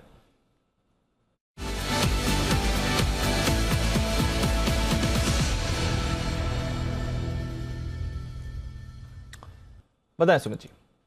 Deepanshu, fertiliser stocks की बात चल रही है तो वही स्टॉक मेरे रडार पे आया है। 47 रुपए 70 पैसे, 47 रुपए 80 पैसे का अभी भाव चल रहा है। स्टॉक का नाम है मद्रास फर्टिलाइजर। स्टॉक के अंदर मोमेंटम है, खरीदारी करें। 1 से 2 दिन के अंदर स्टॉक यहां से एक बढ़िया ऊपर का मूव दिखाना चाहिए। छोटा सा स्टॉप लॉस लगाएं 45 रुपए के नीचे का। ऊपर में जो टारगेट देखने को मिल सकते हैं मद्रास फर्टिलाइजर के अंदर, क्योंकि रिसेंट के स्विंग आए अभी ये ब्रेक कर रहा है, तो मेरे को लग रहा है कि ऊपर में जो टारगेट देखने को मिलेंगे 52 रुपए से लेके 55 रुपए तक के टारगेट मद्रास फर्टिलाइजर में ऊपर में देखने को मिल सकते हैं। तो 45 का छोटा सा स्टॉप लॉस लगा के खरीदारी करें। ऊपर में 52 से 55 रुपए तक के लेवल 1-2 दिनों में मद्रास फर्टिलाइजर में देखने को मिलने चाहिए। खरीदारी करें मद्रास फर्टिलाइजर केमिकल स्टॉक्स। आइए देखते हैं श्रीकांत जी को कौन सा स्टॉक पसंद आ रहा है। बिगुल उनके लिए भी बीटीएसटीटी का।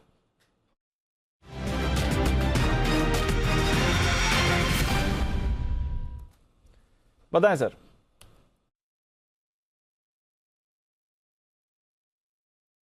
करना है तो मुझे लगता है कि जुआरी एग्रो यहाँ पे भी फोकस कर सकते हैं। 160 के करीब ये ट्रेड कर रहा है, और हमें लगता है कि ये जो स्टॉक है उसमें राउंडिंग बॉटम जैसा भी फॉर्मेशन बन रहा है, और काफी सारे ऑसिलेटर्स में एक क्लैरिटी है कि ये स्टॉक आने वाले दिनों में और रैली कर सकता है। तो करंट लेवल से अगर मैं 160, 162 या 165 तक भी अगर खरीदता हूँ, तो हमें लगता है कि ये स्टॉक आने वाले दिनों में 220 के लेवल्स दिखा सकता है। तो पोजिशनल बेसिस पे बिल्कुल इसे लॉन्ग करके चले।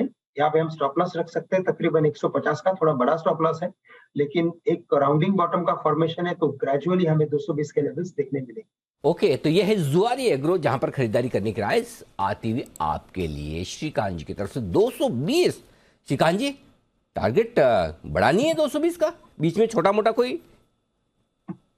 बीच में बिल्कुल एक साइकोलॉजिकल लेवल जो है 200 रुपए का वो ले सकते हैं हम लोग, लेकिन मुझे लग रहा है कि फर्टिलाइजर सेक्टर में वापस एक रिन्यूड इंटरेस्ट आया है, और काफी सारे स्टॉक्स में काफी अच्छे फॉर्मेशन है। अभी थोड़ी देर पहले हम आरसीएफ की बात कर रहे थे, यहाँ पे भी अगर आप देखें तो एक बड़ा करेक्टिव पैटर्न कंप्लीट करने के बाद की रिकवरी है। यानी ये इंडिकेट कर रहा है कि शायद ये स्टॉक अपने प्रीवियस हाई को क्रॉस कर लेगा। अगर सिनारियो बन रहा है अगर हर एक स्टॉक के लिए, तो मुझे लगता है कि जुआरी भी काफी अच्छा परफॉर्मेंस दे सकता है।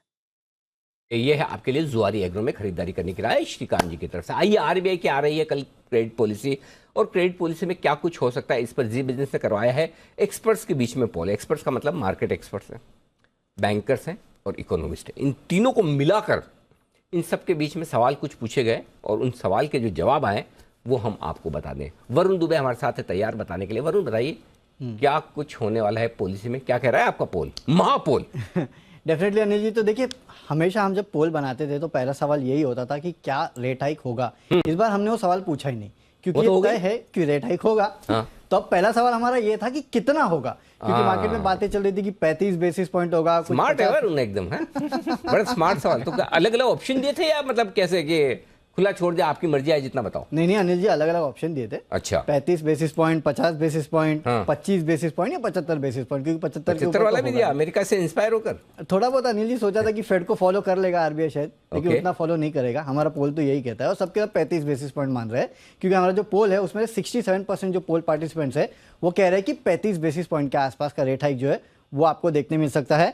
करीब 33% के आसपास के लोग हैं जो कि कह रहे हैं कि शायद आपको 50 बेसिस पॉइंट के आसपास की बढ़ोतरी देखने मिल सकती है। यानी कि जो आप मोटा मोटी मान के चले तो 35 से 50 बेसिस पॉइंट इसके बीच में आपको रेट हाइक देखने मिलेगा और ज़्यादा प्रोबेबिलिटी है कि 35 बेसिस पॉइंट के आसपास का रेट हाइक देखने मिल सकता है। अगला सवाल ये था कि चले इस बार के साथ साथ इस पूरे फाइनेंशियल ईयर में कितना रेट हाइक देखने मिलेगा। तो यहाँ ज़्यादातर लोग मान के चल रहे कि 75 बेसिस पॉइंट के आसपास का रेट हाइक जो है आपको पूरे साल देखने मिलेगा। यानी कि दोनों क्वेश्चंस को अगर आप क्लब करें तो 33% मान के चल रहे, ये 1% नहीं है, हाँ करीब 100 बेसिस पॉइंट यानी कि 1% के आसपास की बढ़ोतरी होगी, ऐसे 33% मान के चल रहे हैं।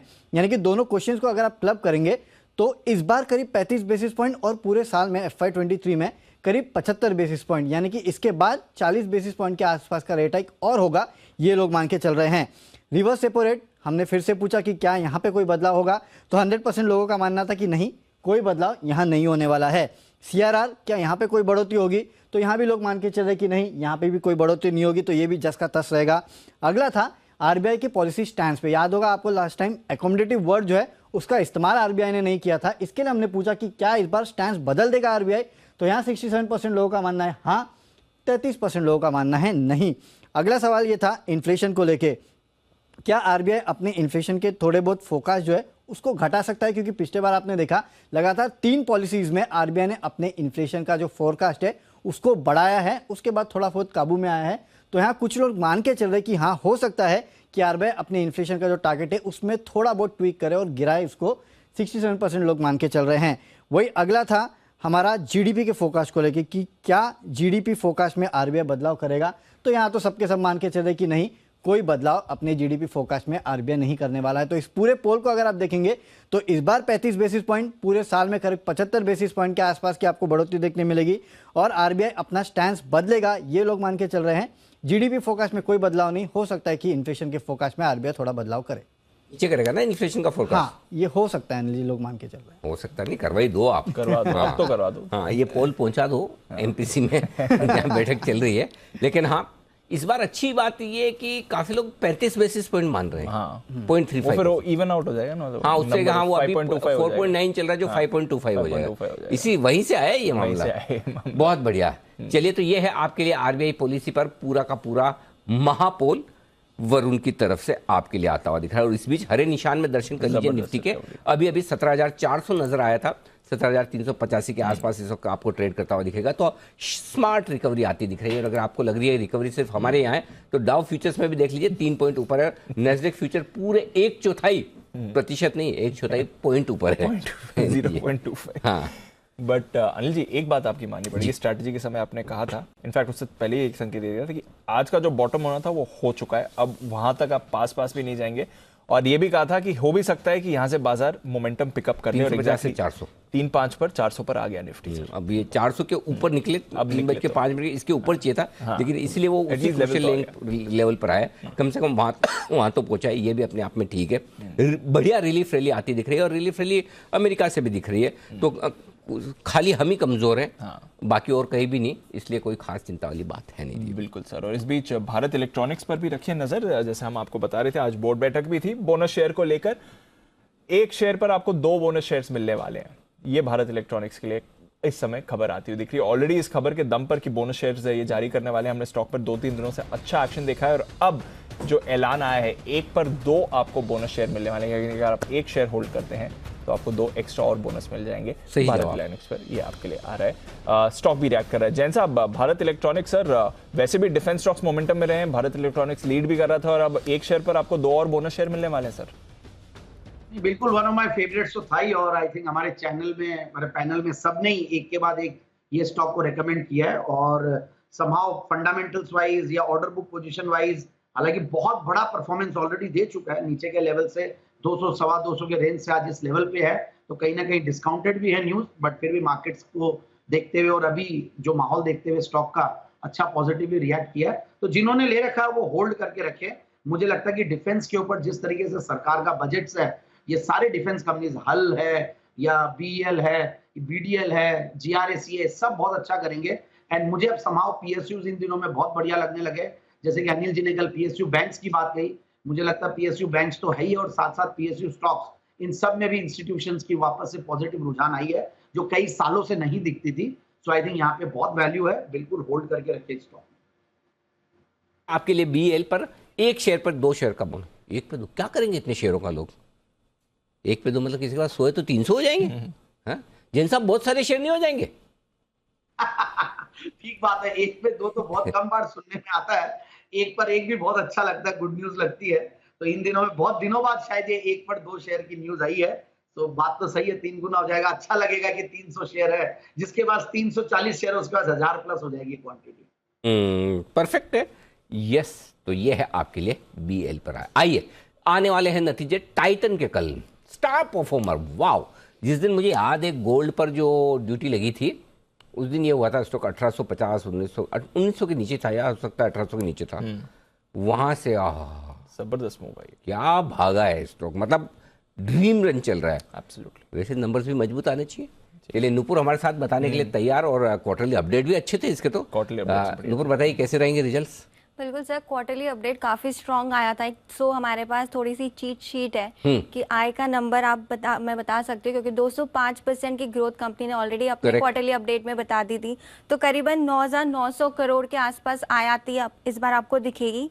जो कामकाजी मुनाफा होगा वो भी 1332 करोड़ के आसपास आ सकता है। मार्जिन 13% के आसपास होंगे, और जो मुनाफा होगा वो 930 करोड़ के आसपास आता इस बार आपको नजर आएगा।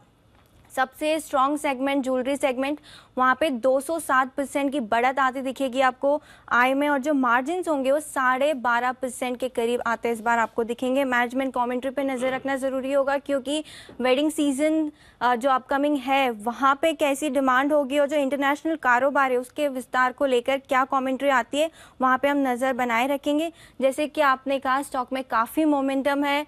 अब तक 1 महीने में स्टॉक 24-25% बढ़ा है, और फिलहाल जो ट्रेड कर रहा है वो 60 टाइम से कर रहा है, 5 ईयर एवरेज से काफी नीचे है।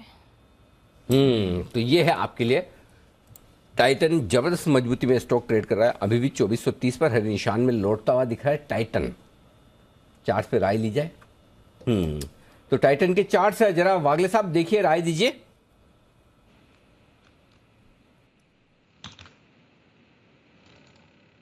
अनिल जी, 2450 के ऊपर ये निकलेगा तो 2500 तक के लेवल आज के दिया, मतलब कल तक होने चाहिए। मोमेंटम तभी माना जाएगा। अभी 2431 के आसपास है।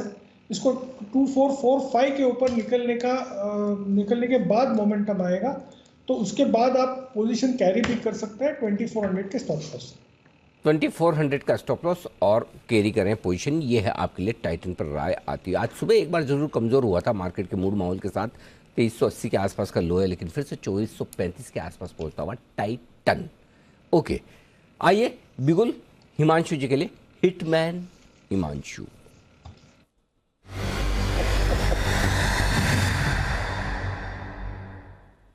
बताएं सर। अनिल जी, एक और खरीदारी का आइडिया है, और बहुत ही ब्यूटीफुल एक क्लासिकल ब्रेकआउट देखने को मिल रहा है हेवल्स के चार्ट में। एक तरफ यहाँ पर एक इन्वर्टेड हेड एंड शोल्डर का ब्रेकआउट है इंट्राडे चार्ट्स में, दूसरी तरफ अगर थोड़ा सा बड़ा चार्ट देखता हूं तो एक कप एंड हैंडल फॉर्मेशन का ब्रेकआउट है। तीसरी तरफ जो सबसे ज्यादा अपीलिंग चीज है वो ये है कि इसकी कॉल जो चेन है, जो ऑप्शन चेन है, उसमें क्लियर कट 1400 तक की स्ट्राइक्स में एक बहुत हैवी अनवाइंडिंग पिछले कुछ मिनटों में देखने को मिली है। तो हेवल्स में यहाँ पर बीटीएसटी करके चला जा सकता है। ऑप्शंस के जरिए ये ट्रेड लेकर चलने की सलाह है। 1300 के स्ट्राइक का कॉल ऑप्शन हम यहाँ पर खरीदारी करके चलेंगे अनिल जी, जो कि 48-50 रुपए के रेंज में यहाँ पर ट्रेड कर रही है। यहाँ पर हम स्टॉप लॉस लगाएंगे 40 रुपए के नीचे का। पहला टारगेट रखेंगे 62 रुपए का, दूसरा टारगेट रखेंगे 75 रुपए का। हेवल्स में जिस इंटेंसिटी का ये ब्रेकआउट है, मुझे लगता है कि कल तक 1350 से 1370 तक के टारगेट्स आते हुए नजर आ सकते हैं। इसमें 3 तरह का ब्रेकआउट है, राइट? दूसरा वाला तो मैंने सुना कप एंड हैंडल वाला, पहला और तीसरा कौन सा है हिमांशु जी? पहला है अनिल जी इंट्राडे चार्ट्स में एक inverted head and shoulder pattern, जो कि कंटिन्यूएशन पैटर्न का ब्रेकआउट है। ओके, दूसरा कप एंड शोल्डर। जी। और तीसरा है अनिल जी डेटा पर जो ब्रेकआउट है, जो ऑप्शंस चेन में जो कॉल राइटर्स हैं, वो 1300 की स्ट्राइक से लेकर 1400 की स्ट्राइक्स में जितने भी जो स्ट्राइक्स हैं, सब में अक्रॉस द बोर्ड अनवाइंडिंग देखने को मिली है, जो कि कहीं ना कहीं ये बताता है कि कोई पॉजिटिव न्यूज स्टॉक में शायद हो सकता है आने वाली हो। थोड़ा रुको, हम क्रॉस वेरिफिकेशन करेंगे। थोड़ा रुको एक मिनट। कुणाल जी, ऐसा एक ही स्टॉक में एक ही टाइम पे 3 ऐसे पैटर्न आना संभव है? अनिल जी बिल्कुल संभव है अनिल जी। कई बार ऐसे अनिल जी, जैसे कई बार हम सुनते हैं कि बहुत अच्छा योग बना है, सारे ग्रह एक साथ हैं, अनिल जी बिल्कुल वैसा ही कई बार हो जाता है कि वीकली, डेली, इंट्राडे तमाम चार्ट्स पर एक साथ पैटर्न बन जाते हैं। तो अनिल जी ये बहुत दुर्लभ पल होते हैं, तो ऐसा हो तो मौके छोड़ने नहीं चाहिए अनिल जी। तो आपने तो कभी नहीं बताया 3 एक साथ, बाकी एक ही बता के बाकी 2 दबा देते हो आप। नहीं अनिल जी, देखिए हमें समय कम मिलता है अनिल जी। मैं और राकेश जी बोलना चाहते हैं अनिल जी, बोलने के लिए तो हमारे पास बहुत कुछ होता है, बट हम जानकर सीमित रखते हैं अनिल जी। अगले 15 मिनट सिर्फ आप बोलोगे, हम सब चुप रहेंगे। बोलो अब।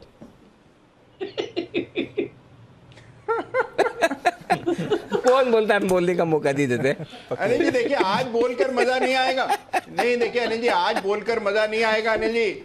जब बोलने का अवसर नहीं मिल रहा हो तब बोलने का मजा आता है अनिल जी। अभी मिलेगा थोड़ी देर में बोलने का मौका आपको। 3:30 बजे जब होगी मस्ती की पाठशाला, तो नहीं आज क्या, सॉरी कल होगी, माफ कीजिएगा, कल होगी।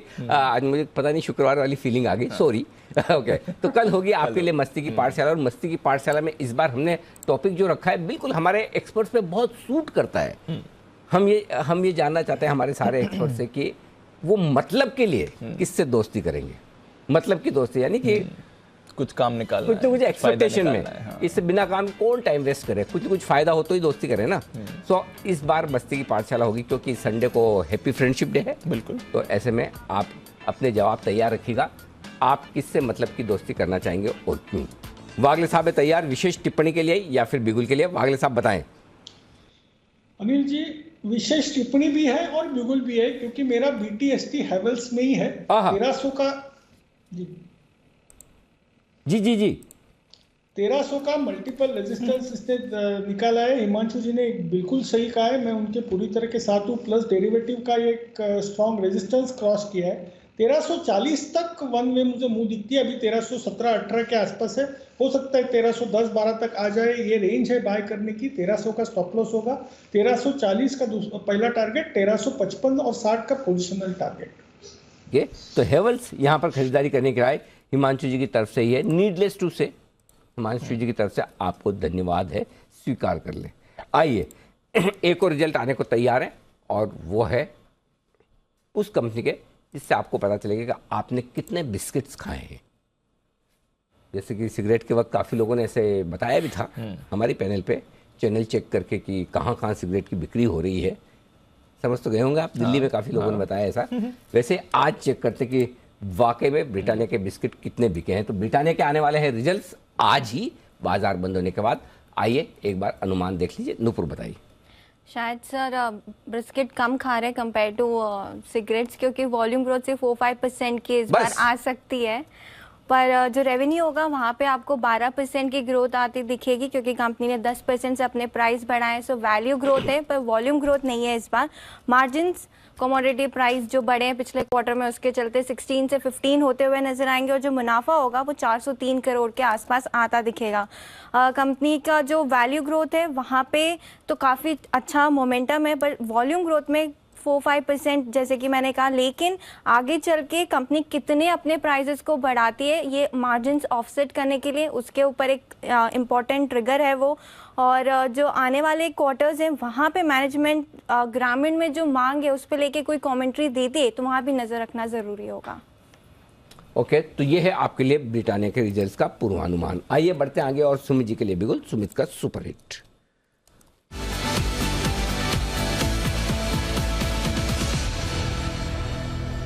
सुमित जी बताइए।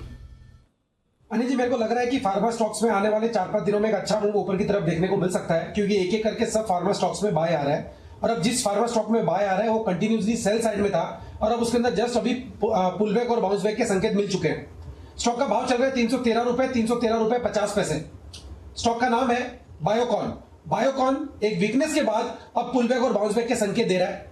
लास्ट 3 से 4 दिनों के हाई स्टॉक अभी ब्रेक कर रहा है, तो एक पुलबैक और एक बाउंस बैक तो यहां से पक्का और जरूर देखने को मिलेगा। स्टॉक के अंदर जो इमीडिएट ऊपर में टारगेट देखने को मिल सकते हैं वो 320 रुपए के है। 320 के ऊपर ये सस्टेन करा तो ये पुलबैक बाउंस बैक एक शॉर्ट टर्म तेजी में कन्वर्ट हो जाएगा और फिर ऊपर में 330 रुपए तक के लेवल एक हफ्ते में बायोकॉन में ऊपर की तरफ देखने को मिल सकते हैं। स्टॉक का जो नीचे में चार्ट्स के ऊपर सपोर्ट दिखाई दे रहा है 306 रुपए पे, 306 के स्टॉप लॉस से खरीदारी करें। 320 का पहला टारगेट, 330 का दूसरा टारगेट, इसमें ऑप्शन के जरिए भी ट्रेड बनता है। 315 वाला कॉल यहाँ पे सीएमपी पे खरीदारी करें जो कि 9 रुपए 50 पैसे में भी ट्रेड कर रहा है। 7 रुपए का इसके अंदर नीचे में स्टॉप लॉस लगाएं। ऊपर के अंदर इसमें टारगेट देखने को मिल सकते हैं 12 रुपए से लेके 15 रुपए तक के। तो यहाँ तो ऑप्शन में 315 का कॉल ले सकते हैं 12 से 15 के टारगेट के लिए, या स्पॉट में खरीदारी करें 320, 330 के टारगेट्स के लिए 306 के स्टॉप लॉस से। ओके, तो ये आपके लिए बायोकॉन जिस पर रखनी है नजर 320, 330। आखिरी स्टॉक फार्मा पैक जो कवर नहीं हुआ था वो भी कवर हो गया आपके लिए, तो बायोकॉन पर भी आपको अब मोमेंटम आते हुए दिख रहा है। आइए लेते हैं अनिल जी से आज की फाइनल मार्केट स्ट्रैटेजी।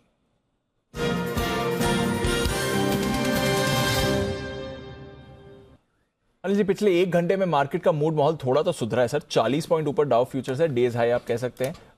1/4% ऊपर नास्डैक फ्यूचर्स है, डेज हाई से भी कह सकते हैं। यूरोप के बाजार डेज हाई पर है। रुपया भी निचले स्तरों से एटलीस्ट रिकवरी दिखा रहा है, हालांकि आज ऑफ कोर्स काफी खराब दिन रहा है, बट निचले स्तरों से रिकवर हुआ है और हमारे बाजार भी रिकवर होकर ऑलमोस्ट सपाटी आप कह सकते हैं निफ्टी है। बैंक निफ्टी ऑफ कोर्स आज थोड़ा 300 पॉइंट नीचे है।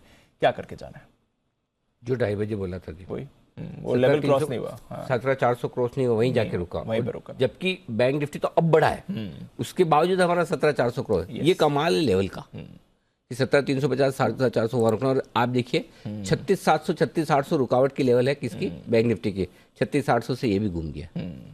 ये मतलब वो ऐसा बैरियर बना रखा है ना वहां पे, वहां रुकना पड़ेगा आपको, कुछ नहीं कर हाँ, सकते। मतलब कुछ नहीं कर सकते। जबकि डाउ फ्यूचर 50 ऊपर हो गया अभी आप देखो धीमे धीरे, लेकिन उसके बावजूद आप 800 से थोड़ा नीचे और 17,400 से नीचे। एनीवे चलिए ये थी। अब इन एनी केस जब तक आप 17,300 के ऊपर बंद हो रहे हैं मुझे कोई टेंशन है ही नहीं। अच्छा, 1% भी टेंशन नहीं है। ठीक है, उसका तो कंफर्टेबल लेवल। पिछले 3 दिनों की क्लोजिंग 17,340, 17,345 और 17,388। देख के नहीं बोल रहा, याद है? हाँ, देखा नहीं है। हाँ, अगर आपको चाहिए तो हाई और लो लेवल भी बता सकता हूँ। तो इसका मतलब ये 17,340 के ऊपर अपन बंद हो रहे तब तक तो ठीक है, थोड़े 25-50 पॉइंट में फर्क नहीं पड़ता, इसलिए राउंड फिगर में 17,300 समझ लो। और लग रहा है उसके ऊपर ही आप बंद होंगे। और अगर 17,400 के ऊपर जो बंद हो गए, वाह वाह, कहना ही क्या। ठीक है, एक चीज। और डाउ फ्यूचर अब तो सपोर्ट दे रहे हैं, तो अगर आपकी लॉन्ग पोजीशन है 17,200 का पुट ऑप्शन खरीद कर हेज करके लॉन्ग पोजीशन को बनाए रखें, कोई दिक्कत वाली बात है नहीं। अगर आप शॉर्ट हैं तो 17,500 का कॉल ऑप्शन खरीद कर आप अपने आप को हेज कर सकते हैं। बैंक निफ्टी ये थोड़ा सा कम मजबूत है जितना निफ्टी है उसके मुकाबले में। बैंक निफ्टी में थोड़ी सी रेंज बड़ी आ रही, दीप नीचे 37,200, ऊपर 38,200 और आप हैं 37,700 के आसपास। तो बैंक निफ्टी में 37,900 के नीचे बंद होना अच्छा नहीं है, लेकिन 37,400 के नीचे बंद होता तो बहुत खराब होता। सो बैंक निफ्टी है ना पॉजिटिव से न्यूट्रल वाली रेंज में बंद हो रहा है, एकदम खराब भी बंद नहीं हो रहा। सो बैंक निफ्टी जिसने सिर्फ क्लोजिंग बेसिस पे एक आध दिन का स्टॉप लॉस जिसको रखना है उसका तो 37,900 के नीचे ट्रिगर हो जाता है। निफ्टी पे 17,300 के नीचे होता है जो नहीं हो रहा। सो आप चाहें तो एक दिन वेट कर सकते हैं, फ्रेश पोजीशन कुछ भी ना बनाएं, जो है वही रखें। निफ्टी में अगर आप चाहें तो फ्रेश पोजीशन बना सकते हैं, लेकिन 17,200 का पुट एक लेकर चलें, और वो इसलिए लेकर चलें भगवान न करे कहीं कोई ऐसी खबर आ जाए चाइना ताइवान को लेकर। देखो बढ़ने की तो ऐसी कोई खबर है नहीं कि 300 पॉइंट ऊपर खुल जाए। घटने की कोई आ जाए तो फिर ऐसे में अगर आप लॉन्ग पोजीशन बना रखी हैं या बनाना चाहते हैं तो हेज के साथ बनाएं, कोई दिक्कत नहीं। बट अदरवाइज क्लोजिंग बढ़िया हो रही है आज, काफी कुछ हल्के भी हो गए मार्केट। ठीक है, परफेक्ट। चलिए, तो ये है आपके लिए अनिल जी की राय। लॉन्ग पोजीशन होल्ड करिए हेज के साथ। इस बीच अनिल जी, ब्रिटानिया के नंबर्स अभी हम बात कर रहे थे और आ ही गए हैं। थोड़ा अनुमान से कम का लग रहा है आंकड़ा, 403 करोड़ के अनुमान का था मुनाफे का, उसके सामने 337 करोड़ का मुनाफा है। 390 करोड़ से घटकर 337 करोड़ का है। आय इनकी 3,700 करोड़ की आय, हमारा अनुमान 3,810 करोड़ का था। तो अगेन 110 करोड़ आय अनुमान से कम है। पिछली बार के मुकाबले फिर भी 300 करोड़ आय बढ़ी है, 3400 से बढ़कर 3700 की आय है, बट थोड़ी अनुमान से कम है। मार्जिन 16% से घटकर 13.5% के आए हैं, हमारा अनुमान 15% का था। तो on the face of it Anil ji आनुमान से कम खराब नंबर से देखें, खराब मार्जिन अच्छे नहीं है, मजा नहीं है, बेकार नंबर से। ऐसे नंबर कहाँ आप देखो दूसरे आईटीसी के इनके नंबर है, ये तो बेकार नंबर है। क्योंकि अगर आप देखिए ऑपरेटिंग लेवल पर 575 करोड़ के मुनाफे के सामने 500 करोड़ का ही मुनाफा है, तो ये खराब है। एग्जैक्टली ऑपरेशनल परफॉर्मेंस खराब है। मेरे को लगता है इनकी कॉस्ट वोस्ट की हालत खराब हो गई है, मतलब काफ़ी बढ़ गई। दूसरा ये आपका मार्जिन देखिए, 13.5% के मार्जिन तो खराब है दीप, मज़ा नहीं है। ये नंबर तो अच्छे नहीं माने जाएंगे, कोई किसी भी लिहाज से नंबर अच्छे नहीं है। तो ढीले नंबर तो यही है। चार्ट से एक बार जरा कुणाल जी दिखा दें किस लेवल के नीचे स्टॉप लॉस रखना है। अगर किसी की लॉन्ग पोजीशन है, अभी तक तो भगवान की दया से हरे निशान में है, तो जरा बताइए स्टॉप लॉस क्या रखा जाए, ऊपर के लेवल्स क्या है, जरा एक बार लेवल्स दोनों तरफ के बता दें आप। अनिल जी देखिए, स्टॉप लॉस का लेवल तो बिल्कुल ही साफ है, 3730 पर स्टॉप लॉस रखना है। 3730 के आसपास एक बड़ा मजबूत सपोर्ट है, और आज और कल यानी कि गया कल दोनों दिन इस लेवल को स्टॉक ने होल्ड किया है। तो 3730 के नीचे जाएगा तभी समस्या है, अन्यथा मुझे लगता है कि कुछ कंसोलिडेट करके स्टॉक वापस से ऊपर की ओर जा सकता है, 3800 के ऊपर मजबूत हो जाएगा। तो 3800 3730 ये दो लेवल्स हैं जिनको वॉच करना है। वॉल्यूम से कम आए ऐसा लग रहा है ना। वॉल्यूम एक बार जरा वॉल्यूम का आंकड़ा भी ऐसा लग रहा है कि मिस होके आया, तो ये तो किसी भी पैरामीटर पर अच्छे नहीं है नंबर्स। कि ब्रिटानिया के नंबर्स एक बार जल्दी से हम आपके सामने वॉल्यूम से रखेंगे, लेकिन दीप जो मुझे समझ में आ रहा है वॉल्यूम का नंबर भी कमज़ोर ही दिख रहा है। किसी भी लिहाज से नंबर्स अच्छे नहीं है। कामकाजी मुनाफा भी घट कर आया है सर, ना अनुमान से भी काफी खराब है। ओवरऑल बहुत ही डिसअपॉइंटिंग नंबर्स हैं। थोड़े इनके वॉल्यूम ग्रोथ के डेटा भी आपके लिए लेकर इसमें भी कोई एक्स्ट्रा ऑर्डिनरी ऐसा नहीं कि खर्चा हो, वन ऑफ हो, जिसकी वजह से नंबर एक्चुअली ऑपरेशनल परफॉर्मेंस खराब है। तो ऑपरेशनल परफॉर्मेंस हर एक पैरामीटर पर ब्रिटानिया में खराब है। थोड़ी देर में नंबर्स वो रखेंगे हम आपके सामने कि वॉल्यूम्स किस तरह के आए वो देखते हैं। बिल्कुल, और आय भी उतनी अच्छी नहीं है जितना अनुमान लगाया गया था। आइए जय ठक्कर करते हैं उनका स्वागत कैश का ऑप्शन।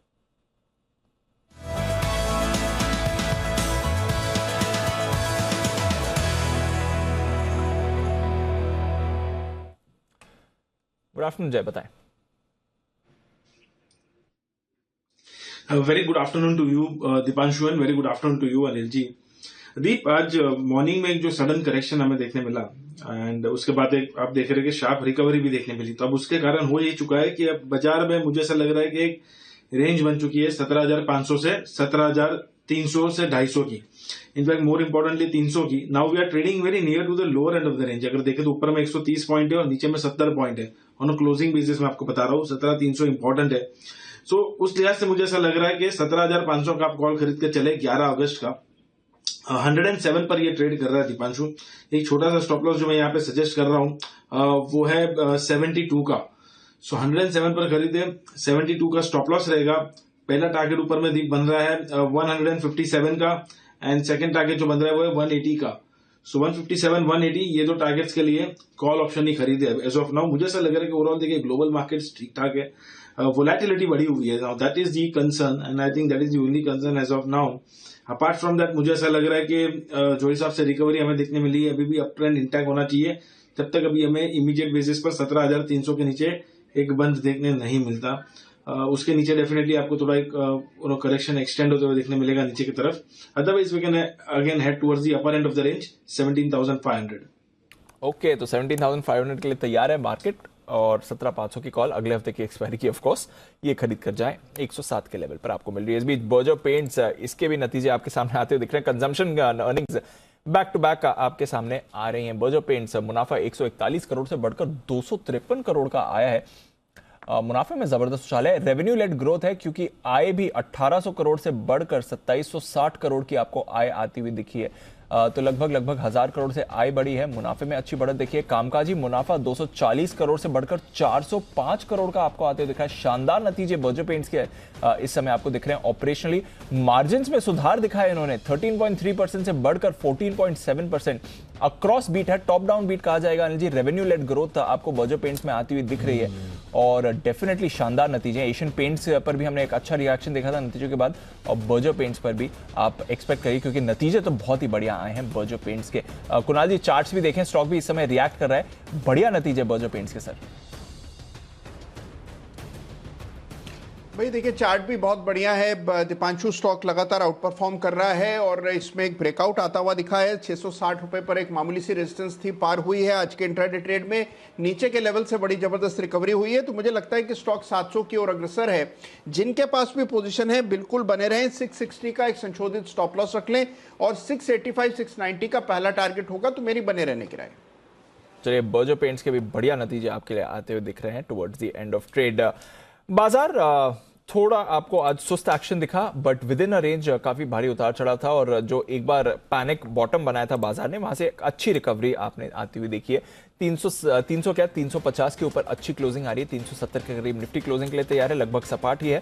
और बैंक निफ्टी 325 अंक नीचे 37,700 के लेवल पर क्लोजिंग के लिए तैयार। फार्मा, आईटी और अब टुवर्ड्स द एंड एफएमसीजी, इसने बाजार को दिया है सहारा। सिप्ला आपके लिए टॉप गेनर था, 3.5% ऊपर। सन फार्मा में अच्छी खरीदारी थी, डिवीज लैब, डॉक्टर रेड्डीज, इन सारे स्टॉक से अच्छा पार्टिसिपेशन दिखा। अपोलो हॉस्पिटल्स भी एक्शन में आपको दिख रहा था। नेस्ले 2.5% ऊपर, इन्फोसिस, जेएसडब्ल्यू स्टील, हिंडाल्को, एमएनएम, एशियन पेंट्स, टीसीएस, टाटा स्टील और आईटीसी कुछ और काउंटर्स हैं जहां पे आपने पॉजिटिव मोमेंटम देखा। पर एनटीपीसी, सुमित जी का सुबह का शॉर्ट, ये कमजोर था, सुबह से ही कमजोर था। टाटा कंज्यूमर, कोल इंडिया, एसबीआई, रिलायंस इंडस्ट्री से आज सहारा नहीं मिला। Axis bank, Kotak bank, IndusInd, ICICI, Bajaj Finserv, HDFC और एचडीएफसी बैंक, टाटा मोटर्स और ब्रिटानिया नतीजों के बाद ये कुछ काउंटर्स थे जहां पर आपने वीकनेस बनती हुई देखी। वायदा कारोबार की तरफ आइए, जाइडस लाइफ साइंसेज, लुपिन, आज बड़ा इंट्राडे स्विंग स्टॉक ने दिखाया, 5% नीचे से 5% ऊपर। AU small finance bank, QIP और प्रमोटर की स्टेक सेल भी थी इसमें। Ipca laboratories, astral, Laurus, pi industries, Torrent और सिंजीन, ये कुछ और काउंटर्स थे जहां पर अच्छी खरीदारी आपने देखी। Over the end Anil ji मामूली सी गिरावट निफ्टी में आई है सर, बैंक निफ्टी करीब 0.5% नीचे, 300 पॉइंट लगभग बंद होते देखे। परफेक्ट, तो ये है आपके लिए आज का पूरा कार्यक्रम। फाइनली क्लोजिंग 17,350-400 की रेंज में। बात दुनिया की, दुनिया भर की खास खबरें आज दिलचस्प अंदाज में आपको फिर से मिलेगी शाम 4:30 बजे। मिस मत कीजिएगा हमारा ये शो। सरकार ने पर्सनल डेटा प्रोटेक्शन बिल 2021 को वापस ले लिया। ध्यान रहे कि वापस लिया है, रद्द नहीं किया है। सरकार नए सिरे से इसे संसद में लाएगी और बिल के कुछ प्रस्तावित जो सुझाव हैं, प्रोविजंस हैं, उसको लेकर सिविल सोसाइटी और विपक्ष ने विरोध जताया था। अब इस मामले को जेसीपी को दिया गया है और इसमें संशोधन के बाद वापस से बिल आएगा। तो हमारे साथ होंगे पीपी चौधरी साहब सांसद, प्रशांत माली साहब साइबर लॉ एक्सपर्ट और विराग गुप्ता साहब साइबर लॉ एक्सपर्ट। उनसे करेंगे हम ये खास चर्चा, डाटा सुरक्षा नया कवच। तमाम एक्सपर्ट्स मान रहे हैं कि कल आरबीआई की क्रेडिट पॉलिसी में रेट में होंगी बढ़ोतरी। बढ़ती ब्याज दर के दौर में हम आपको बताएंगे किस तरह के डेट और फिक्स इनकम फंड में आपको पैसा लगाने के मौके मिलेंगे। डेट में बेस्ट निवेश, हमारे साथ होंगे हेमंत रुस्तगी और साथ ही क्षितिज महाजन, इन दोनों से करेंगे मुलाकात। US senate speaker Nancy Pelosi के ताइवान दौरे से चीन बौखलाया हुआ है और चीन ने ताइवान को चारों तरफ से घेरा हुआ है, लेकिन क्या वो युद्ध करेगा और युद्ध करने के लिए कितना तैयार है चीन, ताइवान और अमेरिका। 360 डिग्री विश्लेषण, चीन की मिलिट्री एक्सरसाइज क्या युद्ध का रूप लेगी, ताइवान की खाड़ी ड्रैगन कितना भारी है, या और दूसरा आरबीआई की क्रेडिट पॉलिसी में ज़्यादातर एक्सपर्ट्स ने ब्याज दरों में बढ़ोतरी की संभावना बताइए कितनी बढ़ेगी, पूरा विश्लेषण होगा। महंगाई के मोर्चे पर आरबीआई की स्ट्रेटजी, पॉलिसी आएगी बोझ बढ़ाएगी, ये मानकर चलें। रात 8 बजे की हमारी प्राइम टाइम बुलेटिन। विदा लेने का वक्त है आप सभी से। कुणाल जी, राकेश जी, वागले साहब, अमित जी और उसके साथ श्रीकांत जी और जय ठक्कर साहब, आप सब मेहमानों का बहुत बहुत शुक्रिया और हिमांशु जी का भी धन्यवाद हमारा साथ देने के लिए।